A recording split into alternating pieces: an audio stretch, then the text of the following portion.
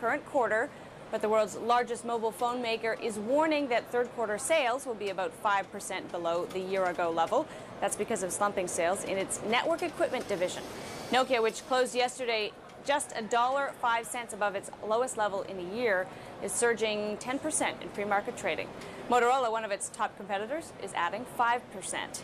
But one stock that could come under pressure is Boeing. Prudential has cut its 12-month price target on the Dow component to $42 from $60.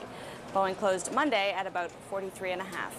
That's the latest from Wall Street. CNN Live at daybreak. We'll be right back. Financial News Update is brought to you by Georgia Pacific. We make the things that make you feel at home.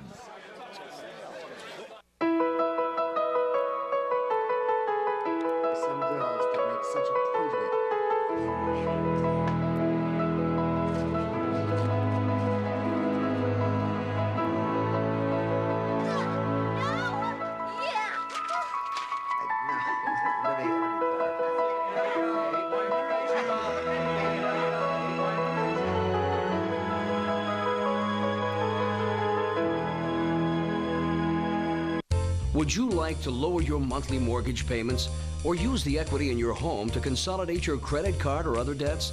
Just log on. Yeah. This just in, you were looking at obviously a very disturbing live shot there. That is the World Trade Center, and we have unconfirmed reports this morning that a plane has crashed into one of the towers of the World Trade Center. The CNN Center right now is just beginning to work on this story, obviously calling our sources and trying to figure out exactly what happened, but clearly something relatively devastating happening this morning there on the south end of the island of Manhattan. That is, once again, a picture of one of the towers of the World Trade Center. When you can see these pictures, it's obviously something devastating has happened. And again, unconfirmed report that a plane has crashed into one of the towers there. We are efforting more information on this subject as it becomes available to you.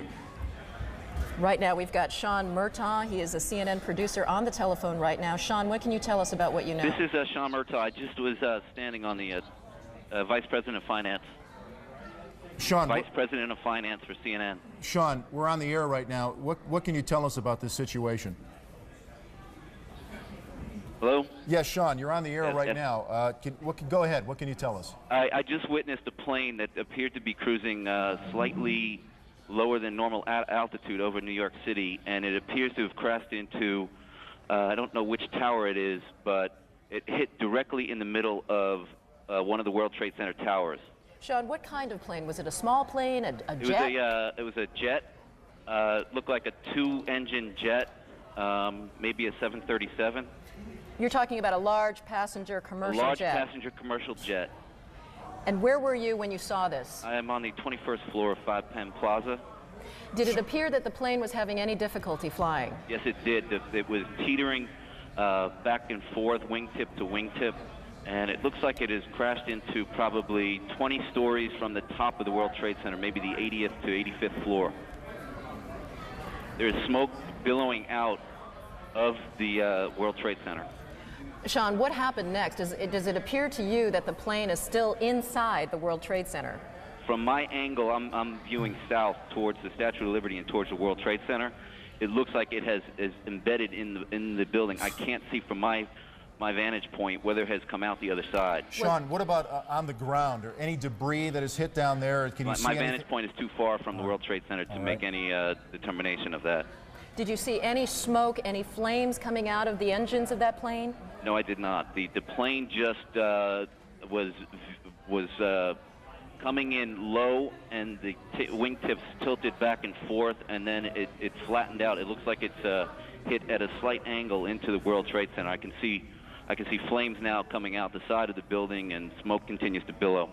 Well, generally, is that a traffic area in New York for aircraft? It is not a normal flight pattern. I'm a frequent traveler between Atlanta and New York for business, and it is not a normal flight pattern to come directly over Manhattan. Usually they come up either over the Hudson River heading north and pass alongside the island of Manhattan, or if they're taking off from LaGuardia, they usually take off over Shea Stadium and gain altitude around the island of Manhattan. It's rare that you have a jet crossing directly over the island of Manhattan. Just for our viewers who are just tuning in right now, you're looking at a live picture of the World Trade Center tower where, according to eyewitness Sean Murtaugh, he is a vice president of finance, an eyewitness to what he describes as a twin-engine plane or possibly a 737 passenger jet flying into the World Trade Center. It appears to be still embedded inside the building. Sean, are you in a position right now to hear whether any sirens are going, any ambulances, any sort of response to this yet? Not from my vantage point. I'm probably 1.5 miles, 2 miles from the World Trade Center. It is a remarkable scene, as we're seeing right now. Flames still coming out of the windows, black smoke billowing from what appears to be all sides. Obviously, windows shattered and steel jutting out from the structure right now. And Sean, once again, we're looking at these pictures, and I you're see them telling in my us, office. I have them on all my TVs. And you're telling us you believe the plane is still remains embedded. I can't tell from my vantage point. All right. Sean, thank you so much for Thank your you very eyewitness much. account there. Right now, we want to go to our affiliate NYW reporting on this as we speak. With a little girl in his arms. Did you see what happened, sir? Did you see what happened? What happened? Well, I was in the PATH train, and there was a huge explosion sound. Everyone came out. A large section of the building is blown out, around like the 80th floor. Was it hit by something, or was it something inside? It was inside. Because it looked out, everything was coming out. Everything all the windows were coming out, all the papers were What coming is on out. the sidewalk? I didn't see anything. Was there any people hurt, do you know? I just ran, and everyone in the PATH train just ran. I don't know if anyone was hurt, but I assume they were because the windows were all blown out. All right, thank you. Ollie, you would have to assume a very, very terrible situation if that indeed is the case, because I'm sure there were people up there in that World Trade Center. Now, we have lost, again, our transmitter is on top of the World Trade Center, so we apparently have consequently lost contact with Dick Oliver, but we are on the phone with an eyewitness. Rosa, can you hear me? Is Rosa there? Hello? Rosa? Yes. This is Jim Ryan here in the studio. Hi. What is your last name, please? Cardona Rivera.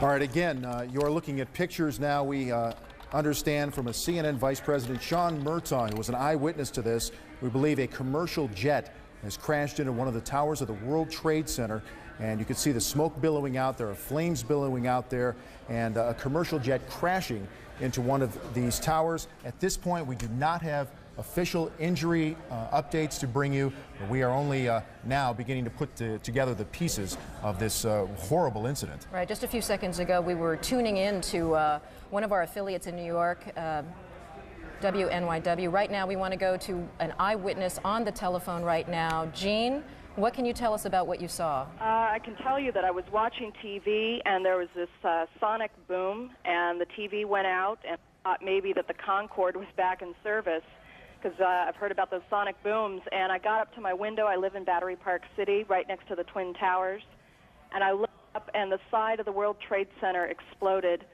right when I looked up, and at that point, debris started falling. I couldn't believe what I was watching. Can you hear anything from your position right now? Ambulances, sirens? Absolutely, positively. There are crowds of people downstairs in Battery Park City. Everybody's come out from the buildings. This is the financial area in Manhattan, and there's a lot of fire engines. I can see them from my window.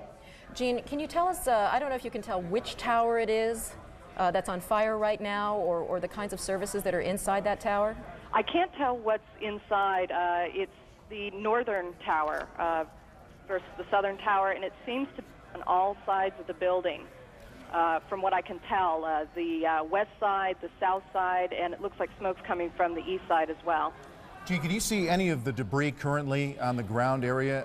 Absolutely. I mean, it's continuing to kind of flutter down like leaflets, and at first there was just tons of debris, and it continues to fall out, and it looks like these uppermost floors are definitely on fire. Can you see any actual people in that area who may have been hit by any of this debris, or were not able to get out of the way? Can you see any crowds that may be too close to where they should be? Anything like that? No, I don't think so, and it's not a highly trafficked area at the base of the World Trade Center, so that's one fortunate thing.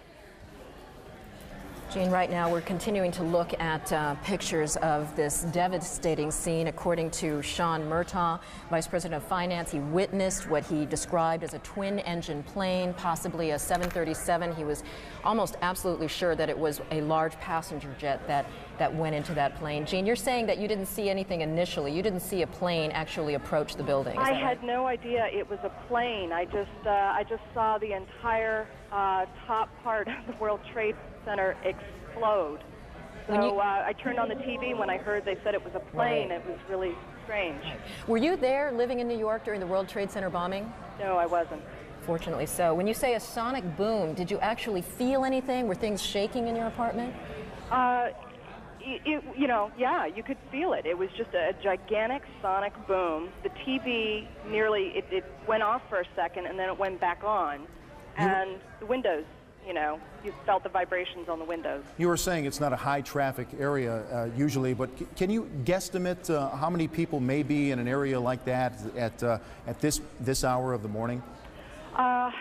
It would be hard to say. There is a huge courtyard between the two World Trade Center buildings, and the only issue might have been tourists or business people out in this courtyard area, and they possibly would have been hit. But the people that are immediately around the base of the World Trade Center, I would say at any given time, you're talking about maybe 20 or 30 people at best. We were talking with Sean Murtaugh earlier, and he said this is not normally an area where you would see some sort of aircraft, certainly, obviously, that low, but in that is not a high traffic area in terms of flights? I don't know about flights. You know, I have a balcony down here in Battery Park City, and they have that needle sticking out of the top of the World Trade Center, and I've always wondered, you know, if anyone would kind of get too close to the building, you know, and accidentally veer into it. Gene, tell us a little bit about that area and how emergency crews would be able to access that area. Would that be relatively difficult or easy to access for emergency people? I would imagine it would be slightly difficult because to get around the base of the World Trade Center building, there's really only the one street entrance. The other sides of the building are surrounded by other buildings in the courtyard, and so it's just this West Side Highway, this one major street that runs up the west side of Manhattan that makes it accessible for the fire engines. And, you know, it's amazing to sit here and watch this building on fire, and you've got this tiny little fire engine that I'm watching. That's all you see right now is the one fire engine? Where the fire engines are, it's a little bit obscured by other buildings. Right. Gene, let me ask you, I know I'm asking you to be a bit of an expert on the World Trade Center, but there's a famous viewing deck for tourists on one of the towers. When you say that this is the North Tower, is this the one that services a lot of the tourists to get their view and get to the restaurant at the top? As a matter of fact, it is. And as I'm sure you can see, there's a ton of smoke coming out right now. I'm just guessing the fire seems to be worse on, it looks like it's about 15 floors down from the top of the building. Yeah, one of the eyewitnesses, one of our affiliates was talking to, said that she thought that this was on the 80th floor. We know that there's an open air deck 110 stories high, and the glass enclosed observatory is on the 107th floor. So there is the possibility that people may very well be trapped up there. Yeah. All right, thank you so much, Jean Yearman. You're very welcome. Eyewitness here to a loud sonic boom she described as she was sitting inside her apartment, and she looked up and saw the side of the World Trade Center exploded into flames and black smoke. We are going to join another one of our New York affiliates, WABC, for their live coverage. Plane overhead, and then all of a sudden I thought it sounded kind of loud, and then I looked up, and all of a sudden it smashed right dead into the center of the World Trade Center. Big flash of flame, fire coming out from all over. Then all the bricks is a huge hole right now. It almost looked like the plane probably went through. I'm not sure. Winston, can you see? Are you on the north side there where the plane made contact? Yes, I am. Now, when you say a huge hole, one of our earlier witnesses, Libby Clark, said not much of the plane came down off the building. Much of it went totally right into the building. It's in the building, from what you can see. Right. Now, can you see if there's a lot of debris downstairs, Winston? No, because it looked like it inverted. With the impact, everything went inside the building. Inside. The only thing that came out was a little bit of the outside awning, But I'd say the hold is, let me just get a better look right now. Okay, go ahead. We'll wait. I'd say the hold takes about, looks like 6, 7 floors were taken out. And there's more explosions right now. Hold on, people are running. Winston, hold on just a moment. We've got an explosion inside. The building's exploding right now. You got people running up the street. Okay. Hold on, I'll tell you what's going on. Okay, just put Winston on pause there for just a moment. Okay, the whole building just exploded some more. The whole top part. Okay. The building's still intact. People are running up the streets. Am I still connected? Winston, this would support probably what Libby and you both said, that perhaps the fuselage was in the building that would cause a second explosion such as that. Well, that's what just happened then. That certainly. Yeah, people are running up. We're getting word that perhaps. Okay, hold on. The people here are, everybody's panicking. All right, Winston, Winston, let me put Winston on hold for just a moment. Okay, I don't know how much longer we're staying. I'm inside of a diner right now. Well, Winston, you know what? If you could give us a call back, I just don't want to panic here on the air. Let's just take some of our pictures from News Chopper 7. Now, one of our producers said perhaps a second plane was involved, and let's not even speculate to that point, but at least put it out there that perhaps that may have happened. The second explosion would certainly back the theory from a couple of eyewitnesses that the plane fuselage perhaps stayed in those upper buildings. Now, if you look at the second building, there are two, that both twin towers now are on fire. Now, this was not the case, am I correct? A couple of moments ago. This is the second twin tower now on fire, and we're going to check on the second flight if perhaps that had happened. This all began at about 8:48 this morning. Again, what we know, in case you're just joining us, a small plane, not a Cessna type or 5 or 6 seater, but instead perhaps a passenger flight, ran into the north side of the World Trade Center. As you can see, the second explosion that you're looking at now in the second twin tower, it has spread much debris, much more debris than the first explosion or the first accident. Is Winston still on the line with us? Okay, he's not there, but do we have, I'll just talk to my producer, do we have an eyewitness that perhaps sees better than we do from these pictures? Again, you can see that there is debris falling off. Come on, dip. Okay, we actually have an Eyewitness News reporter, Dr. Jay Adlersberg, who was downtown at the time, and he is on the phone with us live. Dr. Jay, what can you tell us? Hello, Steve. I'm actually uptown at 86th and Riverside. I can see the World Trade Center from about half the building up to the top. And about 5 minutes ago, as I was watching the smoke, a small plane, it looked like a propeller plane, came in from the west, and about 20 or 25 stories below the top of the center, it disappeared for a second and then exploded behind a water tower, so I couldn't tell whether it hit the building or not, but it was very visible that a plane had come in at a low altitude and appeared to crash into the World Trade Center. Dr. J, we're going to take a look at videotape just moments ago of the second plane hitting the World Trade Center. That is spectacular pictures. I don't know if you could see the plane, and that too was a passenger plane, if perhaps some type of navigating system or some type of electronics would have put two planes into the World Trade Center within, it looks like, about 18 minutes of each other. You want to go to? We have another copy. There is the second plane, another passenger plane hitting the World Trade Center. These pictures are frightening indeed. These are just minutes between each other. So naturally, you will guess and you will speculate and perhaps ask the question, if some type of navigating equipment is awry, that two commuter planes would run into the World Trade Centers at the same time. Our director, you're speaking in my ear at this point. You are looking at live pictures right now of the World Trade Centers. Again, we now have two passenger planes within 18 minutes of each other smashing into the World Trade Centers. Dr. J, are you still with us on the phone? I'm still with you, Steve. Dr. J, this is just frightening pictures indeed, and I would assume, or you would naturally think, that when You've been listening to some of the coverage provided for us by our affiliate WABC out of New York City. Let's go now and check our other affiliate WNBC to get the latest. I'm sorry, WNYW here, live coverage here of this amazing picture we're getting from Lower Manhattan. 2 planes, one hitting each of the Twin Towers at the World Trade Center. They come by and they say, what happened, what happened? And you just got to say something hit the building and then something hit both buildings. Well, we saw clearly, we didn't see the first one, but we saw clearly that a plane deliberately crashed into one of the upper floors of the World Trade Center. That was the second plane. So 2 planes crashed into the upper floors of each of the World Trade Center towers.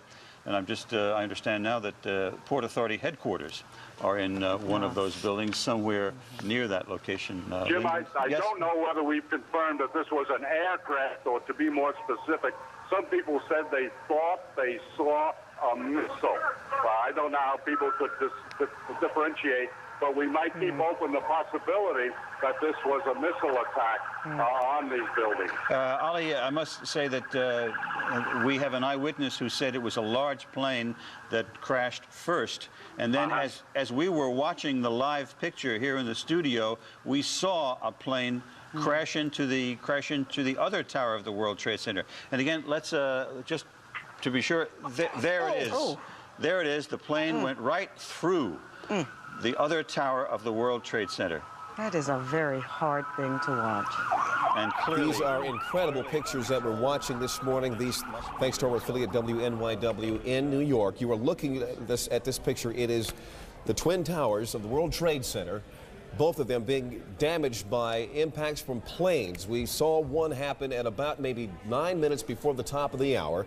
And just moments ago, so maybe 18 minutes after the first impact, the second tower was impacted by another, what appeared to be another passenger plane.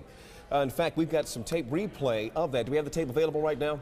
Here's the plate. Here is the tape. You see the plane coming in from what looks like the east side, and it blows into the building with the flames and the smoke billowing out the other side of the tower. It's hard for me to tell exactly which is the north side and which is the south side, but it appears it's coming out of the north side there. Incredible pictures. These happened just moments ago. And I believe we have someone with us on the line. Ira Firmer. We have Ira Firmer, the former NTSB spokesman. And you're watching these pictures as well with us, are you not?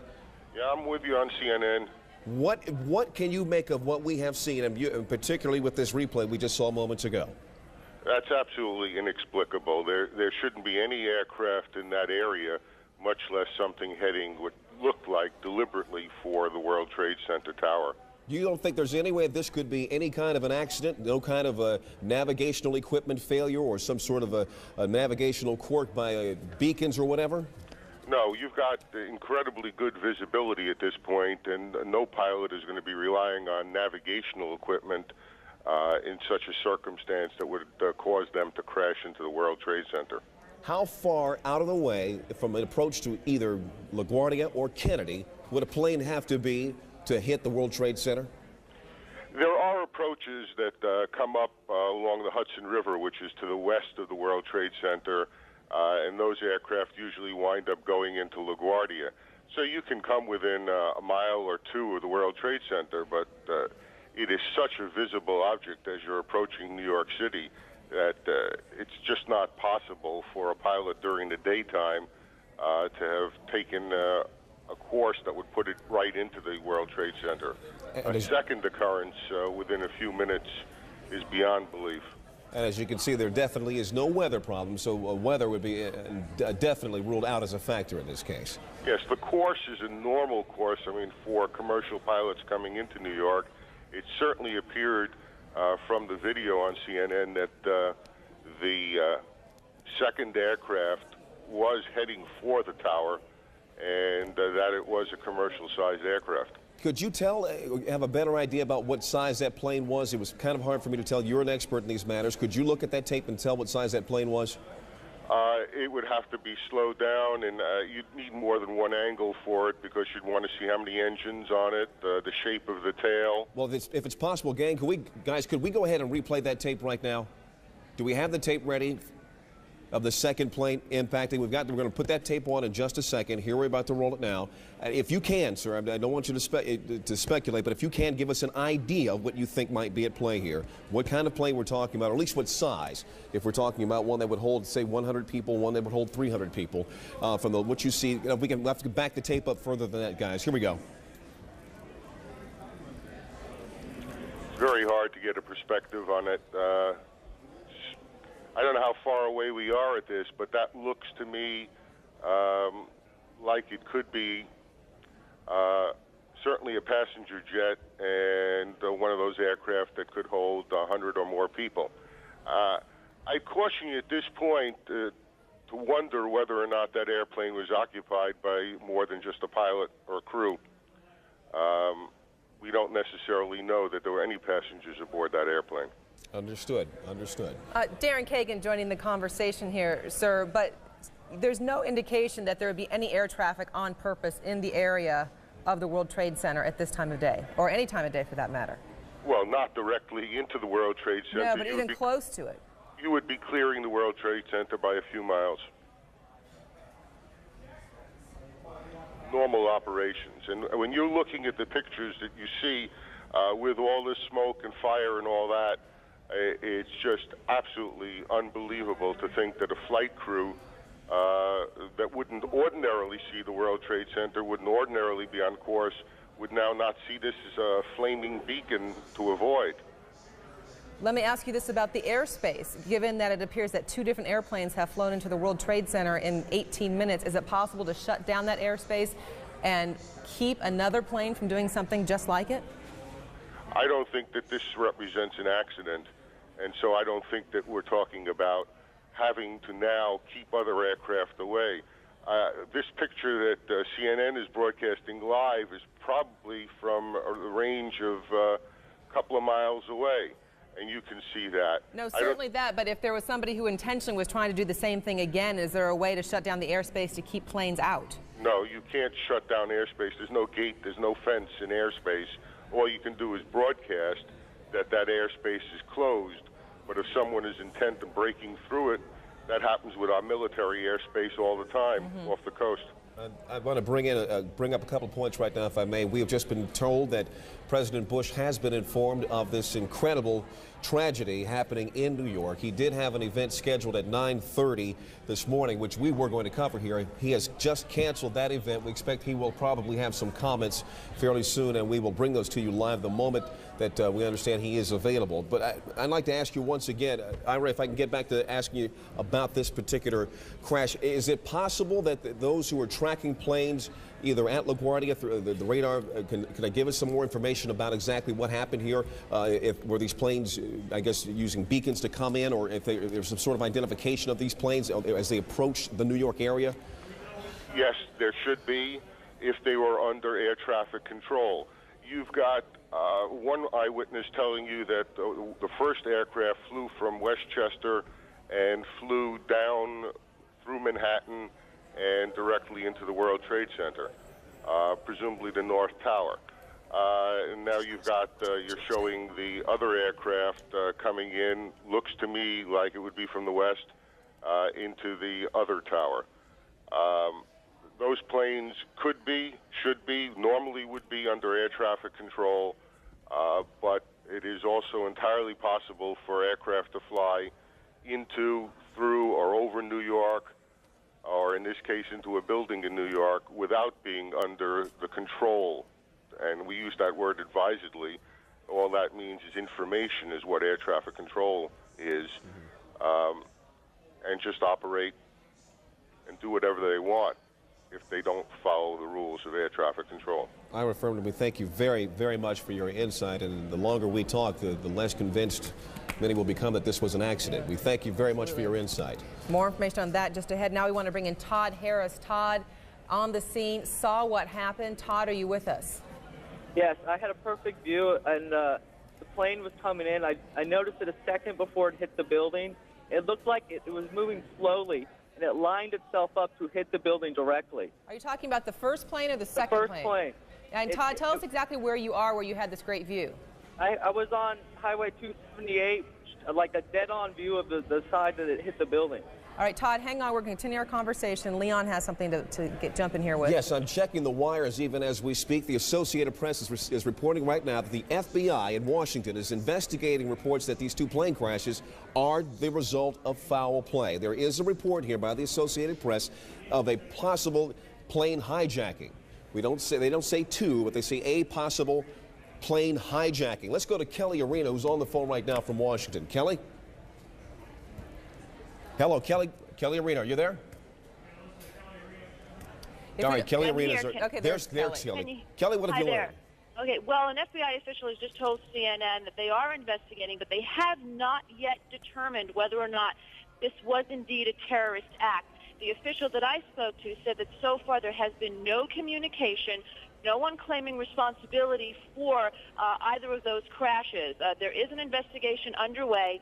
If there is anything to be said officially, it will come out of the New York City field office of the FBI, which is right now involved in that investigation to find out whether or not it was. But I have to tell you, I repeat, right now the FBI has not determined whether or not this is a terrorist act, although they are investigating. All right, thank you very much, Kelly Arena. We appreciate that. Darren, let's go ahead and bring back in Todd Harris. Todd, are you still with us? We don't have Todd. Okay, once again, if you're just joining us, the breaking story that we're following out of New York City, within the span of 18 minutes, 2 separate planes crashing into the World Trade Center. The rescue operations underway, not clear. We're going to show you, this is the second plane after the first tower was already on fire. This happened just minutes ago. We'll let the pictures tell the story. You saw it live here on CNN as it happened. The plane crashed right into the side of the World Trade Center, causing a huge explosion. Now, as we speak, and we're showing you live pictures now, smoke and fire taking place in both towers of the World Trade Center. And it appeared that second plane that we actually did have on videotape, on its approach toward that tower, actually turned. And I have to think, I'm not an expert in these things, so I don't know, but it would seem as though that move actually may have caused much more damage. These are incredible pictures, as you can see here. Let's keep the pictures up as we go ahead and talk to more eyewitnesses. Joe Trachtenberg joining us on the phone. Joe, are you with us? Yes, I am. Can you tell us what your vantage point is and what you've seen so far?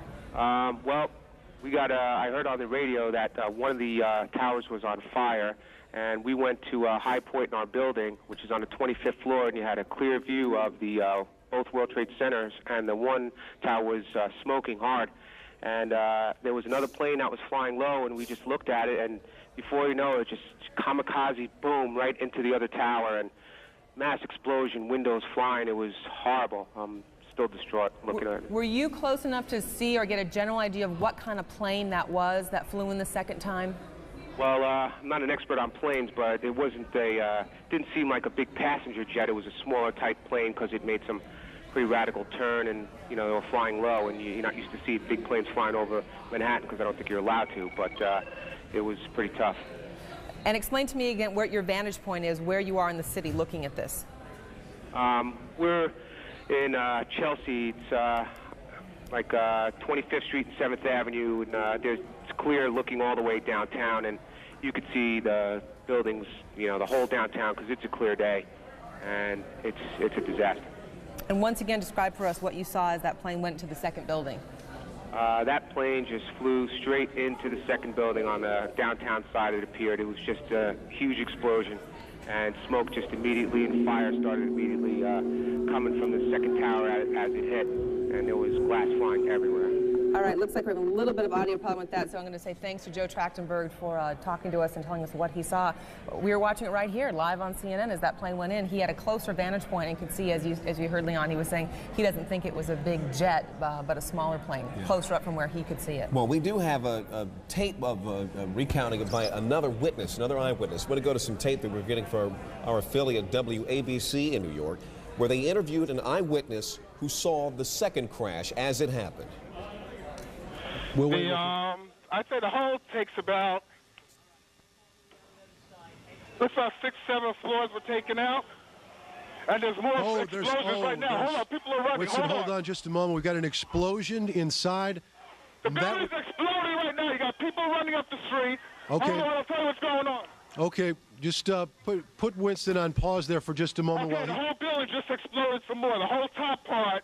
Okay. The building's still intact. People are running up the streets. Am I still connected? Winston, this would support probably what Libby and you both said, that perhaps the fuselage was in the building that would cause a second explosion such as that. Well, that's what just happened then. That certainly. Yeah, people are running up. We're getting word that perhaps. Okay, hold on. The people here everybody's panicking. Keep in mind that the first plane hit about 8:48 a.m., so there had to already be a number of people at work inside the World Trade Center. We're going to go right now bring in Rose Arce, one of our producers here at CNN. She's with us on the phone and has with her a number of people who have escaped the building. Rose. Yes, there's a huge crowd. I'd say about hundreds of people on the streets that come from south to north. I've been really thousands of people that have been running from inside these buildings. You know, it's a very heavily trafficked area in downtown, the World Trade Center. Many of them were inside the building when they felt the explosion. And they say there was just pandemonium. There was no warning, no alarms, no anything. Everyone just raced from their desks, ran downstairs, and now there's a steady stream of folks running away from the building. Some people saying that they're fearing there'll be another explosion, and when they saw the second plane, convinced that this was dangerous, there's just an absolute flood of folks escaping downtown Manhattan right now. And Rose, do you have anybody with you that could talk about being inside the World Trade Center when this happened? Right now, honestly, there are scores of people that are literally running by me. There's debris on the base of the building that has continued to fall, as you know, even as far as a block away from the building. And what's happened is that everyone seems to have figured out that there's ongoing danger, and there's just a stream of folks running as quickly as they can uptown away from this. Understandably. What about rescue efforts? I would imagine there's still a number of people inside those buildings. Well, right now what you see is there's trucks trying to get through, and people have actually jumped from the crowd and are trying to help direct traffic to try to get emergency vehicles there. There is no traffic going in the other direction, but because of the flow of people, it looks like some emergency vehicles are actually having trouble getting to the scene. And from where you're standing, is there any kind of command center, any place that people are being directed toward? Right now, what there is there's a crush of emergency vehicles and rescue vehicles, but they don't seem to be quite organized in any direction. There's fire department vehicles on the one side where you see the smoke coming out of the building. On the other hand, you see groups of police officers trying to organize the crowd and in more orderly fashion. I think there seems to be some fear on their part that such a huge crowd of people might injure each other on the way out.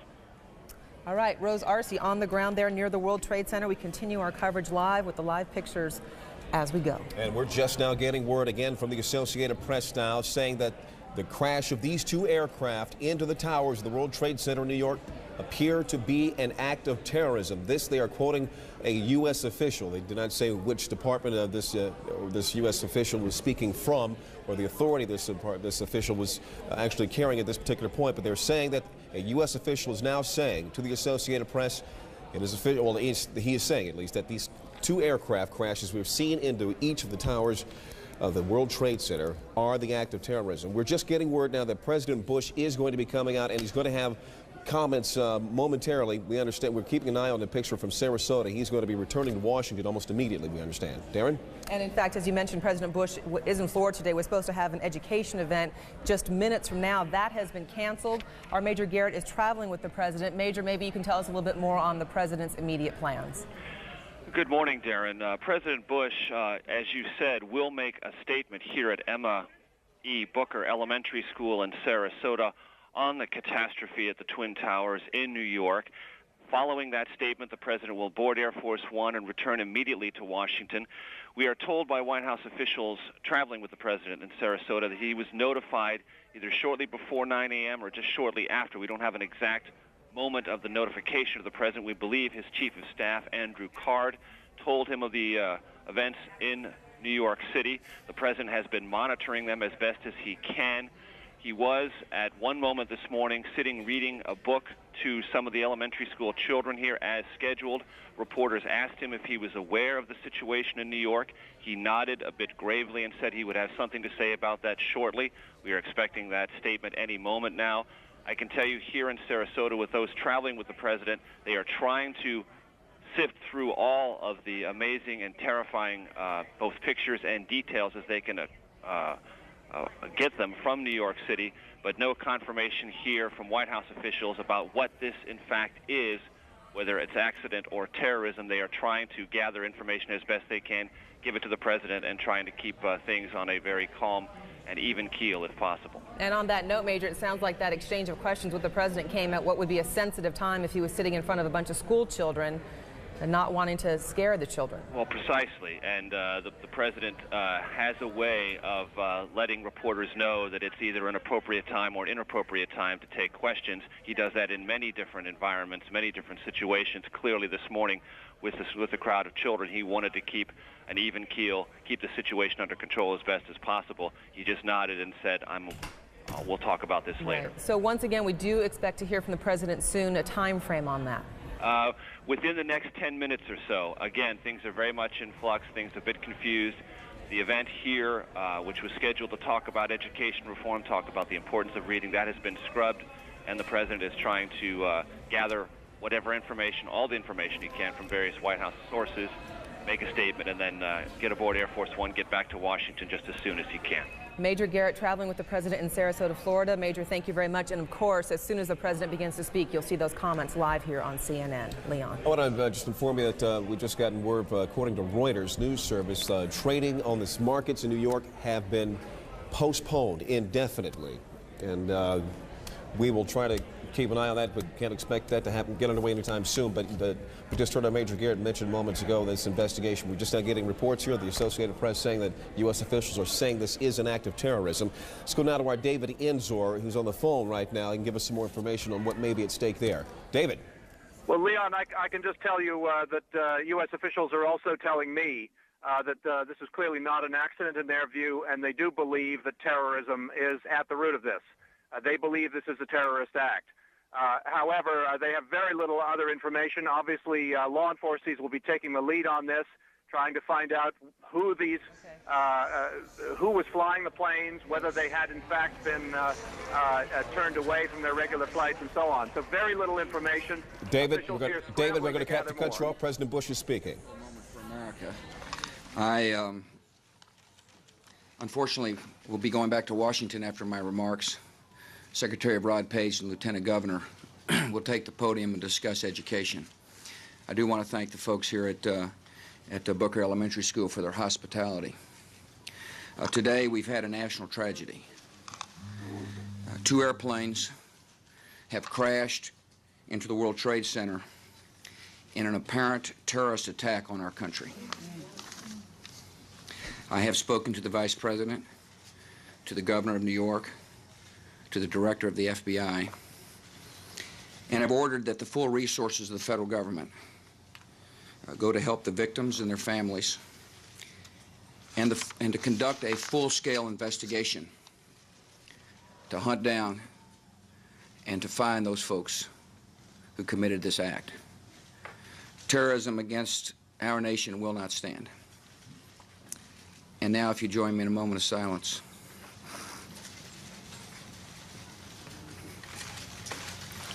May God bless the victims, their families, and America. Thank you very much. An emotional President Bush there speaking in Sarasota, Florida, cutting short his stop there, saying that an apparent terrorist attack has occurred on U.S. soil. They're mentioning the 2 planes that have crashed into the World Trade Center this morning. Says a full-scale investigation is underway to hunt down those responsible for this, saying terrorism will not stand. And Leon, on the heels of the president's remarks, CNN has learned that at least one of the planes involved in this hit on the World Trade Center was an American Airlines 767, a Boeing aircraft that took off from Boston. What happened to that airplane as it took off from Boston and how it ended up at the World Trade Center, our details will have to fill in as we go. But let's go ahead and bring in our David Ensor. David, you were saying before we interrupted you for the president's remarks.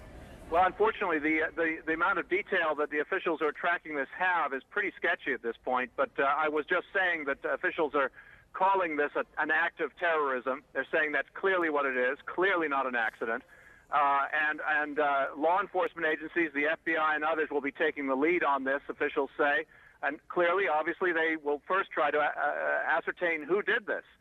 What nationality are they? What's behind this? that's really all I can say. There are several places around the government. There are groups of officials gathering and setting up crisis centers to try and deal with the flow of information on this, which, as you can imagine, is going to be considerable as the day progresses. And so far, as far as we know, no one has been taking responsibility for this. There have been no claims of responsibility, and U.S. intelligence officials say they had no warning of anything like this coming along. All right, David Ensor, thank you for joining us on the phone. Once again, you can see that information at the bottom of your screen. 2 different planes have flown into the World Trade Center within the last hour. One plane was an American Airlines Boeing 767 from Boston. In terms of how many people were on board that plane and if it was forcibly taken from Boston into New York, we still have yet to learn. We're joined now on the telephone by the former Federal Emergency Management Agency Director James Lee Witt. Director Witt, you're watching these pictures with us this morning. Your comments? Well, it's just horrible. There's no doubt.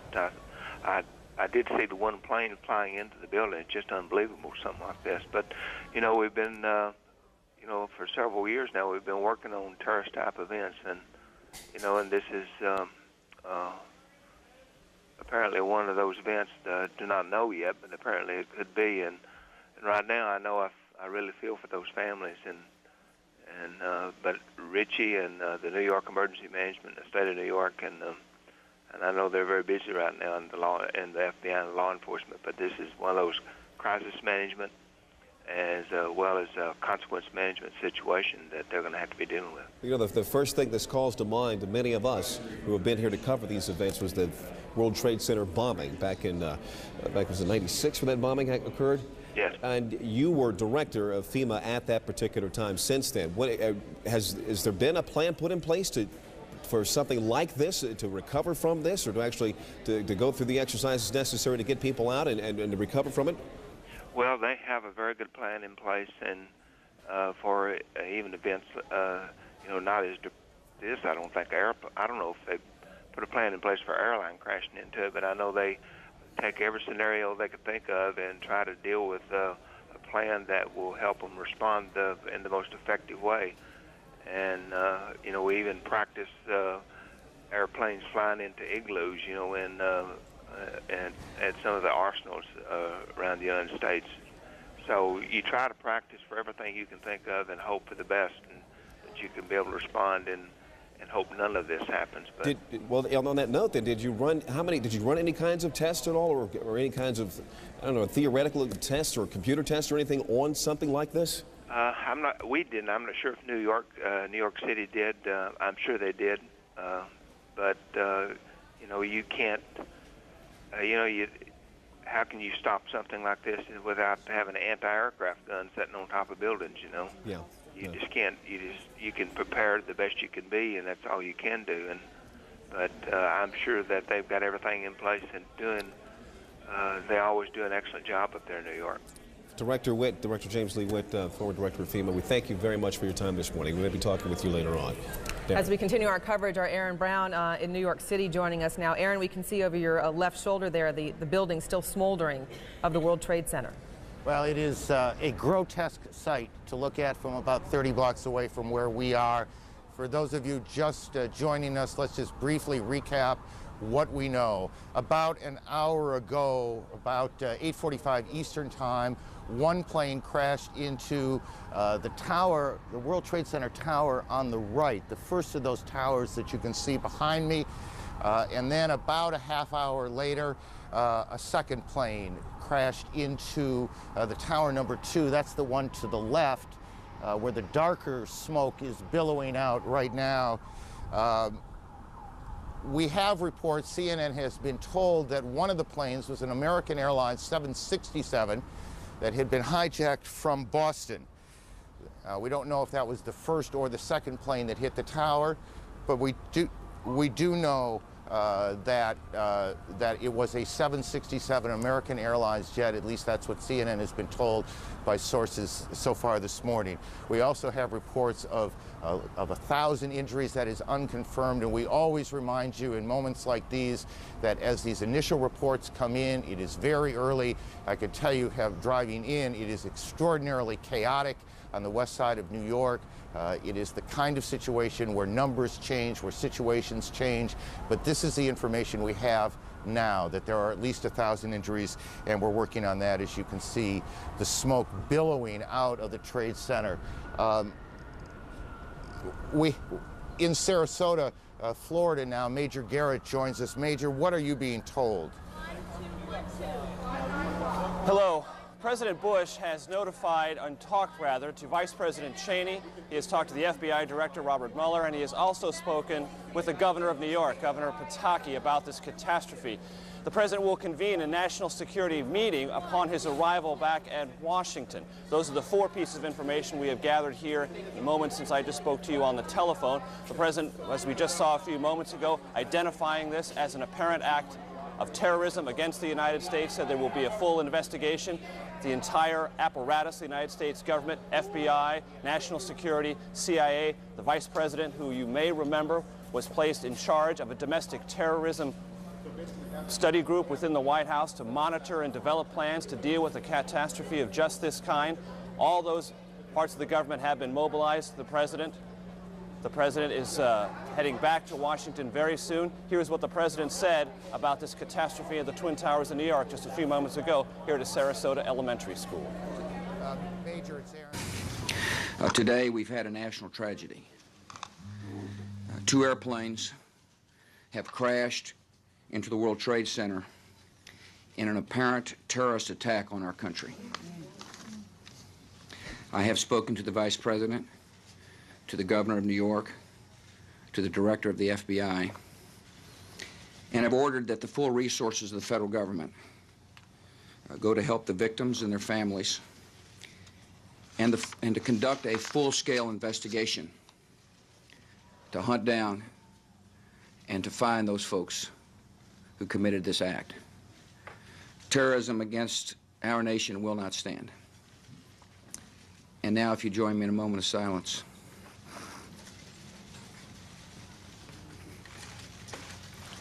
May God bless the victims, their families, and America. Thank you very much. The President was first notified about the situation in New York by National Security Advisor Condoleezza Rice. Then the second notification updating him with more details on the situation came from his Chief of Staff, Andrew Card, who's traveling with the President here in Sarasota. The day was supposed to talk about education reform, but the President is scrubbing all of those plans, marshaling all the resources of the federal government, talking with his aides as he can, and preparing to fly back to Washington to, again, as we said, convene a National Security Council meeting. Back to you. Major, before you get away, and I apologize if I'm asking you to repeat something, I'm having a little trouble hearing you. Do we know exactly where the President was when he was told? He was just arriving here in Sarasota at Emma E. Booker Elementary School. He had taken an early morning jog this morning in Sarasota, had just arrived here with a presidential motorcade. Then the spectacular, horrific pictures began appearing on television sets here at the elementary school. The President received a telephone call from Condoleezza Rice, National Security Advisor. Then he received an update from his Chief of Staff, Andrew Card, traveling with him. Then it was made clear to the press, traveling with the President, he would make a statement. Shortly before that statement, he was actually sitting down with some children here at the elementary school, reading them a book. Reporters asked him if he knew about the situation of the Twin Towers. He nodded and said he would talk about it momentarily. In fact, he did. We just heard the President's statement declaring this an apparent act of terrorism. Yes, Aaron? Let me interrupt you here. Senator Kennedy is speaking in Washington as, again, one of the planes was hijacked from Boston. Perhaps we can hear the senator now.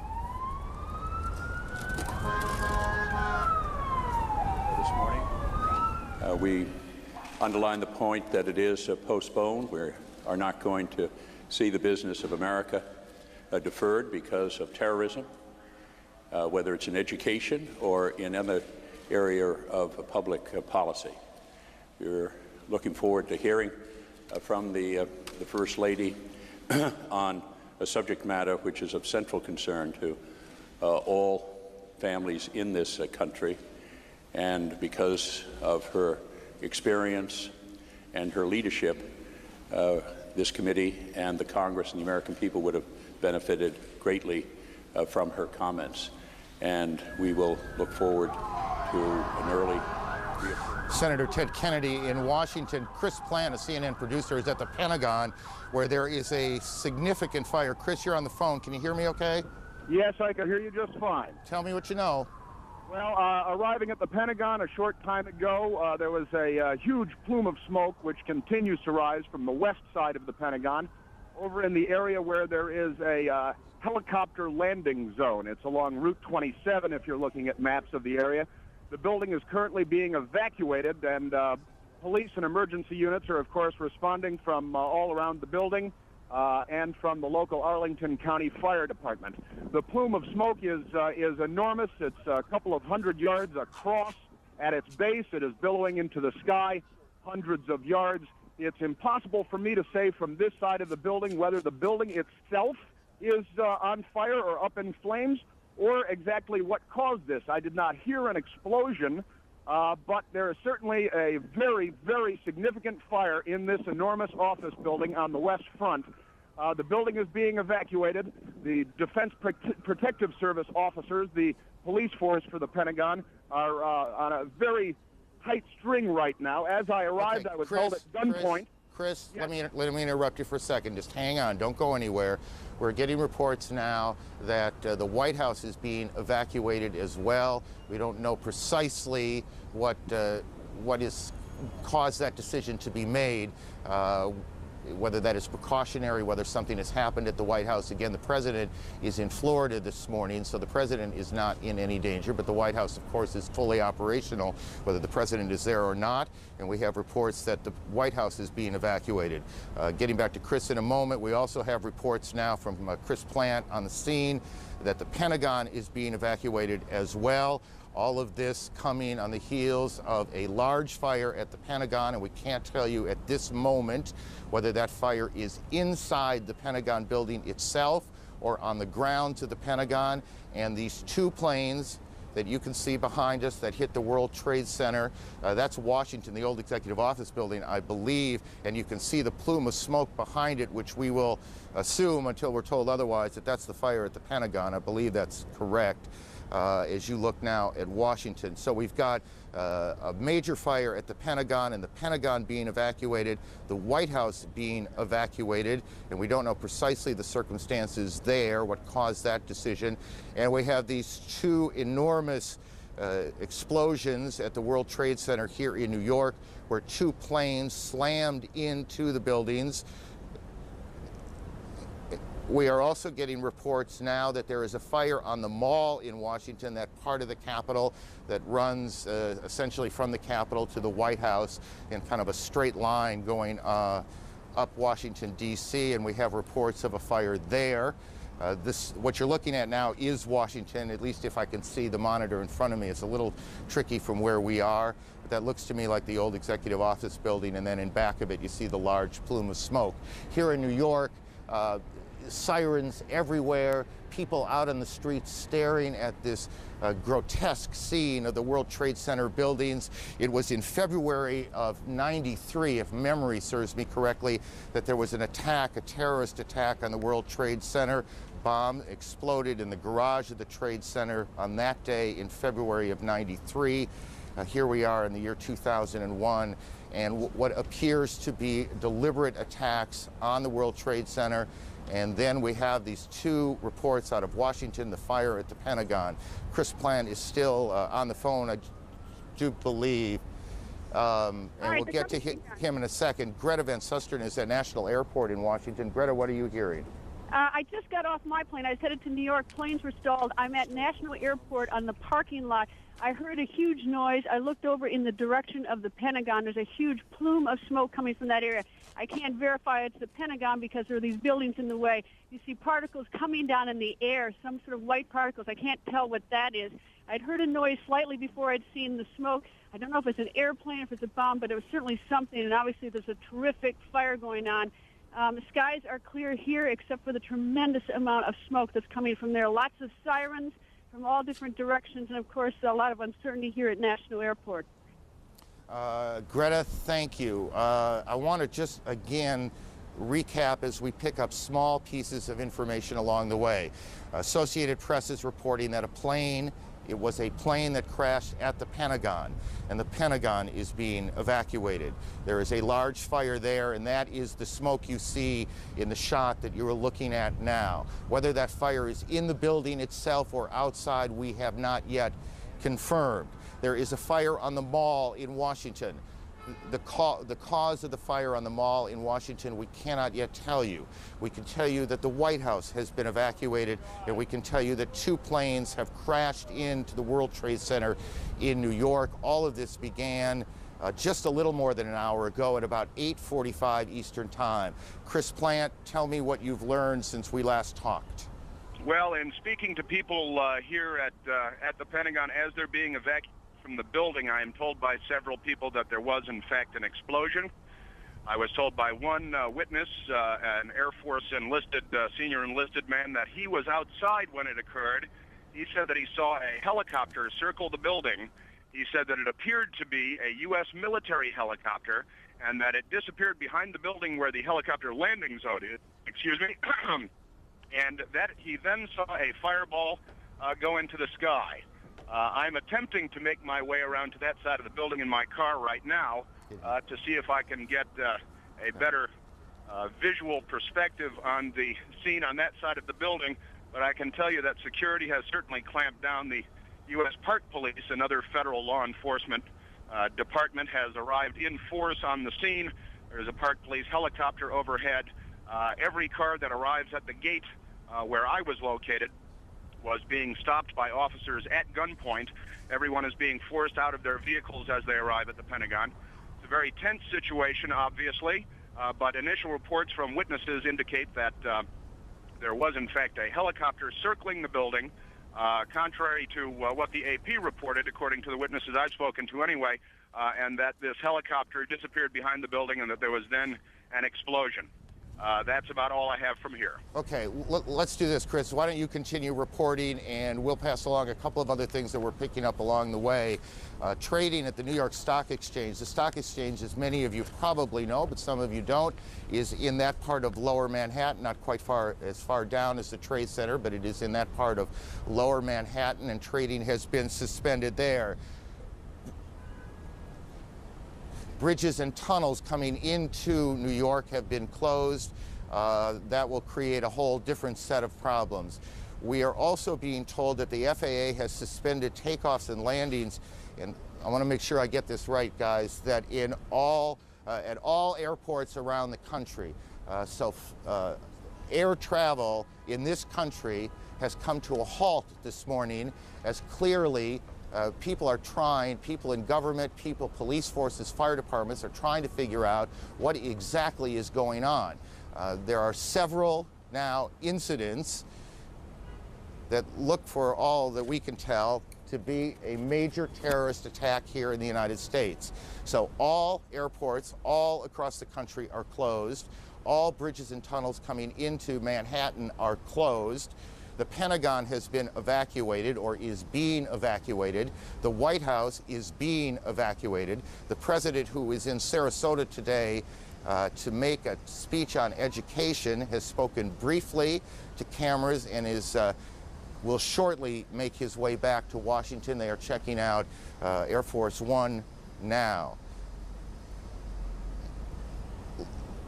Let's go to Atlanta. Chad Myers can talk to us a bit about the air traffic problems. Chad, are you there? Aaron, yes. All of the airports across the country have been shut down. We started with Zone New York, which includes Islip, Newark, JFK, LaGuardia, all the way down to Philadelphia, and then IAH, Houston, and then San Francisco, and then LA. They were just falling like a deck of cards, and then all of a sudden the FAA just said, we're shutting down everything. All flights have been canceled for another 7 hours, which is about 5 o'clock Eastern time, and then we'll reignite there. We'll take a look what's going on after that. The probability of extension, as they call that, is high, which means even after 5 o'clock, the airports may still be shut down. We'll keep watching it for you here from Atlanta. Chad, and if you don't know, just say you don't know. Can you recall a situation where every airport in the country had been shut down? Absolutely not, except in wartime, of course, Aaron, and obviously this is not that. but with all the airports, as they were going down from west to east, we could see them, and then we could eventually see from New York, and then they canceled Boston as we got the report that the first flight, or one of the possible hijack flights, did come out of Boston, and then it just started going down from there. But never, ever before have we ever seen all of the airports shut down like this, not this quickly. Chad, thank you. Stay on this for a while. We'll get back to you. We know that many people are just joining us. We want to get everyone on the same page before we move on. So one more time, let's go through the sequence of events. At about 8:45 Eastern Time, a plane crashed into the foremost of those towers that are the World Trade Center. That's Air Force One you see in Florida, the president on board. Obviously extraordinary security around the plane before the president got on, and the president is heading back to Washington. A short time ago, the president made a statement. He said, "Terrorism against our nation will not stand. The government will hunt down those responsible." Mr. Bush said today, "We've had a national tragedy. 2 planes have crashed into the World Trade Center in an apparent terrorist attack on the country." And we also have a report now that it was a plane that crashed into the Pentagon, and we have a large fire at the Pentagon. The Pentagon is being evacuated as we speak now. The White House has been evacuated as well. CNN's John King joins us on the phone. John. Aaron, I'm standing in Lafayette Park directly across from the White House, perhaps about 200 yards from the White House residence itself. The Secret Service has pushed most people all the way back to the other side of the park, trying to avoid having that done to me at the moment. Just moments ago, they started slowly evacuating the White House about 30 minutes ago, and then in the last 5 minutes, people have come running out of the White House and the old Executive Office building, which is the office building right directly across from the White House. About 10 minutes ago, there was a white jet circling overhead. Now, you generally don't see planes in the area over the White House. That is restricted airspace. No reason to believe that this jet was there for any nefarious purposes, but the Secret Service was very concerned, pointing up at the jet in the sky. It is out of sight now, best we can tell, but they've evacuated the entire White House staff and the old Executive Office, as well as some townhouses that are government offices. Many of our viewers might know Blair House, where other international leaders stay when they are in Washington. That block of townhouses has been evacuated as well, and they are pushing us now back toward H Street, which is the next main street to the north from Pennsylvania Avenue across from the White House. Okay, John, hang on one second. We're also getting reports at the Capitol, the Treasury building also being evacuated. John, is this evacuation from the White House, was it orderly? Did it seem panicky? How would you characterize it? It started off as orderly, much like we get when there are occasional bomb scares near the White House. But then, again, in the last 10 minutes or so, the people who came out, the last several hundred I saw leaving the grounds, were told and ordered by the Secret Service to run. They were running through the gates. These are, of course, professionals in business suits. I'm also told that prior to that, and we don't know the current situation, that the Vice President and other administration officials on the scene were meeting in the White House Situation Room, which is in the basement of the White House. Whether they have stayed on the complex or not is unknown to us at this moment. I spoke to an administration official shortly after the President delivered his statement, who said obviously the operating assumption here is terrorism. The initial assumption, this official said, was that this had something to do, or at least they were looking into any possible connections with Osama bin Laden. The administration recently released a warning that they thought Osama bin Laden might strike out against U.S. targets. Just to add, John, a bit to what you've been saying, we're getting a report from Associated Press now that the White House was evacuated after the Secret Service received what AP is describing as a credible, a credible threat of a terrorist attack against the White House itself. And I expect you'll be checking that out. We'll try and confirm that, but that's what AP is reporting right now. Again, this all began about an hour and 15 minutes ago here in Lower Manhattan when the first of 2 planes crashed in to the first of the 2 towers behind me at the World Trade Center, and you can see the smoke billowing out of the front tower now. And then about a half an hour later, just as emergency crews were converging on the scene, as eyewitnesses were gathering on the street corners, a second plane drove in too, and you can see that plane coming around the building right now in this tape, and there you can see the hit as it comes through what looked to me, at least, and this is the first time I've seen that tape, come through the back side of the tower. I guess that would be the south side of the tower, and then the smoke and flame coming out the front side. Again, that was about a half hour after the first attack, which was at about 8:45. Look, you want to be careful here. We don't want to get too far ahead of this, but obviously this has all the appearances of an extraordinarily well-coordinated and devastating terrorist attack here in the United States. Certainly nothing like it since Oklahoma City, and nothing like it here in New York since the terrorist attack on the same World Trade Center buildings in February of 1993. At the Pentagon, a plane or a helicopter has crashed, apparently as part of whatever this operation has been, and Jamie McIntyre is there. Jamie, what are you hearing? Well, Aaron, there is a lot of confusion here at the Pentagon. It appears that something hit the Pentagon on the outside of the 5th corridor, on the Army corridor. Several Army officers I talked to reported hearing a big explosion, seeing shards of metal coming past their window. The Pentagon has been evacuated.